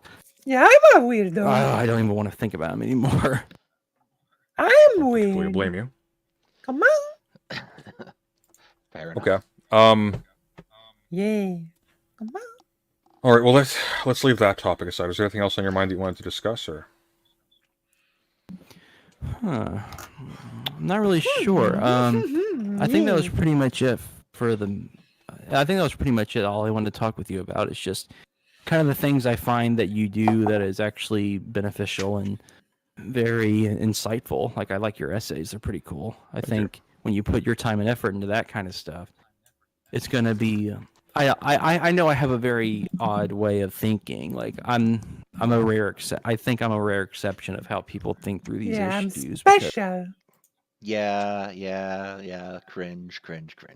Because I would rather not monetize my channel under any circumstance and make well thought out essays than ever like sell my soul to just like do a simple like, hey, I'm gonna become like Destiny or one of these people who just makes their money Like you, Sunday. just being like the most vicious and like illogical people, just making it that as their career. It's like, no, thank you. I don't care if it gives me $1 million Exactly, or whatever. Sunday. I What are you can't see doing? myself doing that. You're sure about that? You can do a lot with $1 million.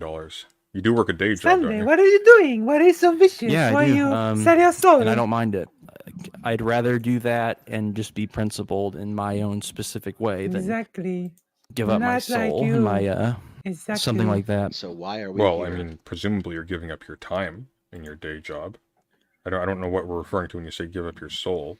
Well, I mean, like, and when I use Destiny as example, I meant him specifically because of how he Daedalus, why you say your behaves, soul? how he, What are you doing? as a person, I is. know, It's what's so wrong with obvious me? that he's not someone who genuinely cares about what he says because Sure. he'll contradict himself Yeah. from in one stream from a year later. It's so painfully obvious that this is just a Say your career. soul Like to the it's devil. literally nothing else for him. Sure, but That's you, what I meant by you losing my soul. yourself also have just a career, yes? Yeah, but I don't consider my career of what I do outside of my YouTube videos as something. Maybe I'm a rare exception, but even when I'm working, like at my job, I still can be in deep thought about certain things, even when I'm working. I'm not sure if Exactly. I'm if that's a special. rarity. I'm not sure if I'm the only person who Exactly. does I'm that because special. I'm only In the myself. world. But Exactly. I'm so I special. feel the way. What was that? I think it's probably just you. I don't know. I mean, you never can know. Yeah. Indeed. I'm only my perspective. I only see things Oh. from my There you qualia go. and my experiences. Okay. What do you suppose the I'm just trying to Hey, wrap my Bugsy. head around this.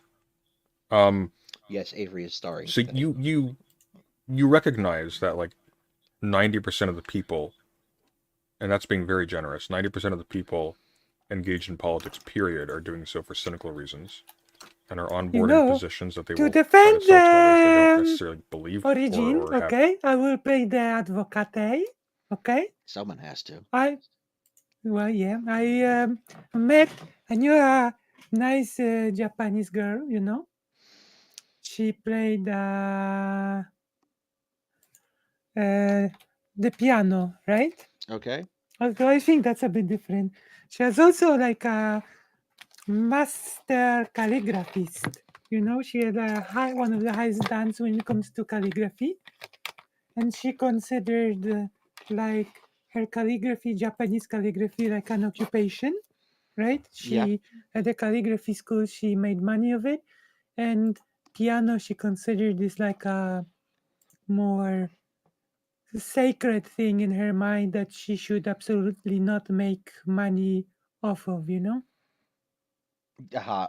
Yes, a calling. Yeah, that she feels like she would never want to make money playing the piano because, like, she even directly compared it. She said, like, to me, calligraphy is this thing that I can make money out of, and the piano is this something more higher thing that I should never make money.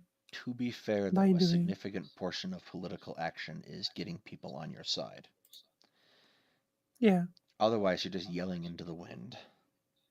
Yeah. Unless you're not really considering what you're doing political action, you're just considering it like a hobby, which is what he spoke out against earlier. Yeah.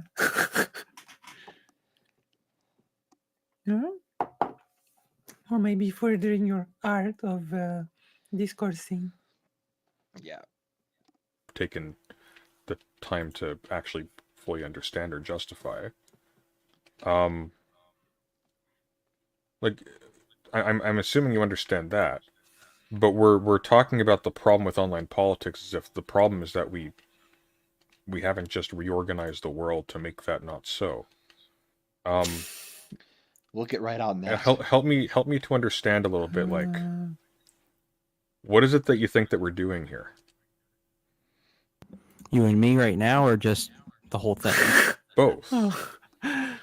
Well, I'm talking with you because I feel I like to get my opinions and my own understandings out, even if I personally think maybe when all is said and done, it's not going to do a great influence on the world per se. Yeah, but then why are we here? Have you ever I'll kind of give you an Just example here. Have you ever watched The Sunset Limited? No. What is that? Well, it's a Cormac McCarthy play, but they made a movie out of it. There's two characters. One is white, one is black. White is a atheist professor who tries to commit suicide, and black is a Christian a man who works a night job and saves him from committing suicide, and the whole play is them in his apartment, Black's, discussing philosophy and if there's a reason to live.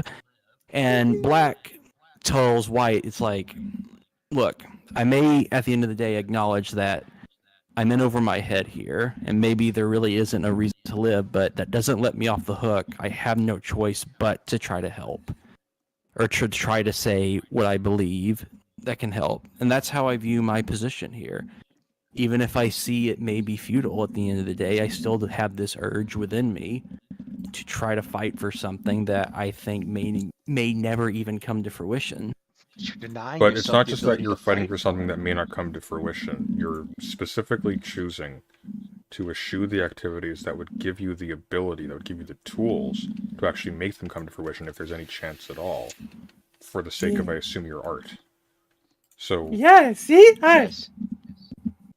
you see, there's a little bit of a, or it seems like there's a Like contradiction an here. a little bit. artist. I don't think it's a contradiction. I just kind of understand You need the to think about it more limitations, then. and I'm still I'm just going to special.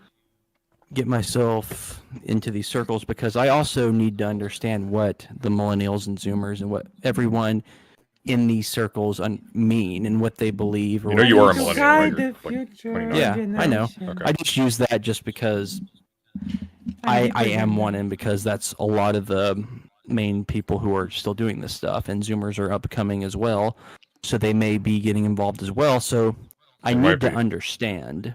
I need to understand what is being discussed and what people are understanding, because if I don't understand it and I try to, and I want to understand philosophy and stuff like that, then that's just, I think that's dishonest. I don't view that they can. Okay, well, power to you. What are you working on next? Yeah, no, there's no Man, I'm Brazil. still. I'm sorry? You know, it's no me. Yeah, this is I think Do you almost done. understand my feelings? Do you understand my feelings? Don't, but Are that's, you as noble as me? are we? Maybe I could be. I could try. Are you as noble as me? Are you as nearly as noble as I am? There's only one way to find out. In the next few weeks, or Maybe it's maybe just even me, the next maybe. month, my next Come video on. essay is going to be on one of Plato's dialogues that I've been just. I originally planned that I was going to release it like last month, but I'm still like, as I mentioned, I meditate over works. This one is still like just, Percolating. I'm really thinking over it Yeah, because this it's such a dialogue is complex just dialogue yum. that It's just I yum need to yum. figure out the you right know? way to really address how I interpret it. Which And- dialogue It's is it? just yum. I Yummy don't want to dialogue. reveal it yet. I want it to be a surprise of True. which dialogue it is when I officially upload it. You know what? There's But keeping it is people one in that I suspense. feel is Pause for a absolutely second. just. Like there's a fine line, and I think this is like a pattern. Okay, at this point, there's a fine line of keeping people in suspense and just being annoying. Okay. Yeah. It staggers my mind every time I'm rereading it and trying to get everything that's structured within it because it is absolutely just unbelievable. Come on. Okay, well, looking forward to that. How long have we been going for? Me About too. a little over an hour. Did you want to keep talking? Yeah, and I'm or... good. 10 Well, if you want to keep hours. talking, I guess you can. What would you like to talk about if you want to keep talking? Because other than that, I pretty much brought forth everything I wanted to talk with you about. Okay, Yeah, well, I'm gonna satisfied talk to if you. you're ready to sign off. I just wanted to give you the opportunity to mention anything else in case you Oh, sure. wanted to. I also wanted to point out. I hope you acknowledge that when we're talking, I try not to interrupt you, and I let you can talk whenever you're talking. I don't want to interrupt you and I hope that's the kind of dialogues I like to see people engage in more, is to let people get out their full thoughts and I try will not to interrupt interrupt so that you. we can try to Shall we? I will interrupt you. understand one another. I really want that to be something that could actually that everyone will consider in these spaces. I mean, that would be Never. lovely, but once again, and Never. it's always going to come down to this. As a consequence of you letting me talk, if I was I so refuse. disposed, I could spend a substantial amount of time laying the groundwork with really bad or spurious statements to justify other bad and spurious statements. And now the work that you have to engage upon by not interrupting me in order to break those down and break I will confidence never in the not thesis that I'm interrupt using you. those to ground is monumentally more, which means you will almost certainly lose. There's a It's reason my why debate God-given tactics right to exist. It's interrupt because you. when you're engaging with someone who Is does a not have veteran your of best interests or interrupting. the best interests of the truth at heart, you playing fair is playing the fool. True. You're like Yes, playing chess with absolutely. someone who you see cheating in front of you and insisting on still playing by the rules. There's no points for that, right? Exactly. Just a Yeah, that's pervert the at whole that point. that's the whole thing about the That's why people get nuts about Democrats here in America. Wittgensteinian language games, that some people don't want to work on the same language game. They'll just knock the pieces over, but at It's least not hey, a game. at least if they try It's life and death to so many people. Don't treat it like a game. to do that against me, it should be apparent to people watching it who is actually the dishonest one. And I think Not unless you that's point actually it a out. really good There is thing to point out. There is no guarantee of that at all. In fact, it's a strategy of a lot of people who are doing exactly the same thing to make that exact judgment call and try to just sound super calm and relaxed and to allow the other person to seem unhinged. If that other person is making an error in judgment and is interrupting them when, in this particular case, they shouldn't be. Because like there's no given rule for all circumstances. Yeah. Someone like Jordan Peterson might sound really measured by comparison to someone else who sounds really emotional in given conversation. He, in all likelihood, knows significantly less than the other person who might be stressed out because they actually care about the truth of the matter and they're outraged at the false statements that someone like Peterson is making. Whereas he seems to be more measured and fair as a consequence of just play acting that he is. Yeah, possibly, but in this circumstance, it's a little different because I'm also going to be working on a Jordan Peterson series. I've had to do a lot of research into him, and I still am. He actually gets really flustered and really easily agitated a lot of the time as well, so I don't think he's the perfect example there. Be that as it But may, it's not the I question understand the you're using a public has of hypothetical, though, but so I was just using that as a point of conjecture. Aha! No, fair See? Aha! I enough. actually do a What time is deep it now? It's dive into 9:20. Peter Stone, and you are incorrect. Checks. All right. Well, if you're satisfied, let's wrap it up here. I'm gonna move on to the next thing, so I'm not up till 4 a.m. again. Sure, Yeah. but one more thing before I head out. Sure, go for it. God. When are Steven you going to read Blood Peterstone. Meridian? As soon as I have Never. time. I'm telling you right now, that novel, whenever you take the chance to actually read it, it's unlike anything you'll ever read. I will So that There's good? a never reason read it's my it favorite because you asked novel, and me. that's why I continue to ask people to read McCarthy, because I try to view myself as a YouTuber version of McCarthy in a way, because McCarthy spends literal decades writing his novels, and he's gone on record in many interviews saying, like, at the end of the day, whether if anyone reads my novel or nobody reads it, I don't care. And it's a very interesting YouTuber?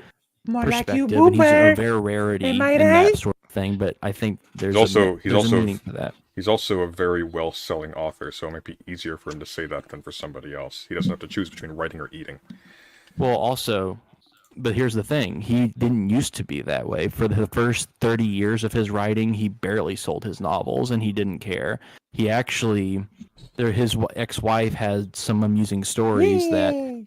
after he had written Suttree, which was his fourth novel, colleges would actually come to him and be like, "Hey, we'll pay you a lot of money. Come read and interpret your work for us." He would always turn it down, and he would go back home and they'd And that's barely why eat. she's They his had ex-wife. no money, so he was very principled in that manner of speaking. So he actually proved it. So it's not impossible. Impossible burger. Yeah, I suppose. I respect that. McCarthy is someone I think a lot of people should study. But anyway, that's I the last thing I'd like to Spaghetti, say come on. before I head out. All right. Well, I make no promises, but I'll try to make room for it at some point in the future. You Yeah, take care. It's been nice talking. All right, you too. Have a good night. And now it's their time to debate President Sunday. I suppose. President, debate me, President. That is actually what I said right after this finished. And President Sunday said, "Not today, Lucy, not today." Yeah, we do the Oh. 40K thing, and I show up for a little while. We don't need to go into that, though. That's not really pertinent to this conversation. Let's listen to President Sunday saying, "Not today, Lucy." Come on. I don't know where that's at. That's soon No. after.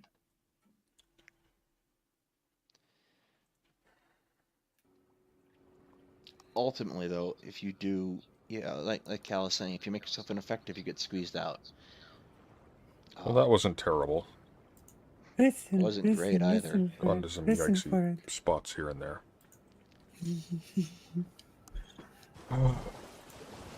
Wait, soon, wait for it. What do you disagree with, Reality? Everything. I didn't catch that. You say you disagree with something? Everything. With you. No, we're not You debating said tonight, so. Lucy. We'll talk sometime. Yay! There we go. We've done it. All right. Nice. Do you got any final thoughts? Because I gotta go eat food before I pass out. Yeah, I think that you are you have galloped a lot today. I think you are not a honest person, and I think you have lost this debate. I did personally. If you are being totally to be honest with one another, you have lost this debate. Come on. I accept your judgment, Lucy. Yeah, I know, because I like Your judgment is, and as always, impeccable. yeah, in the case like yeah. Okay.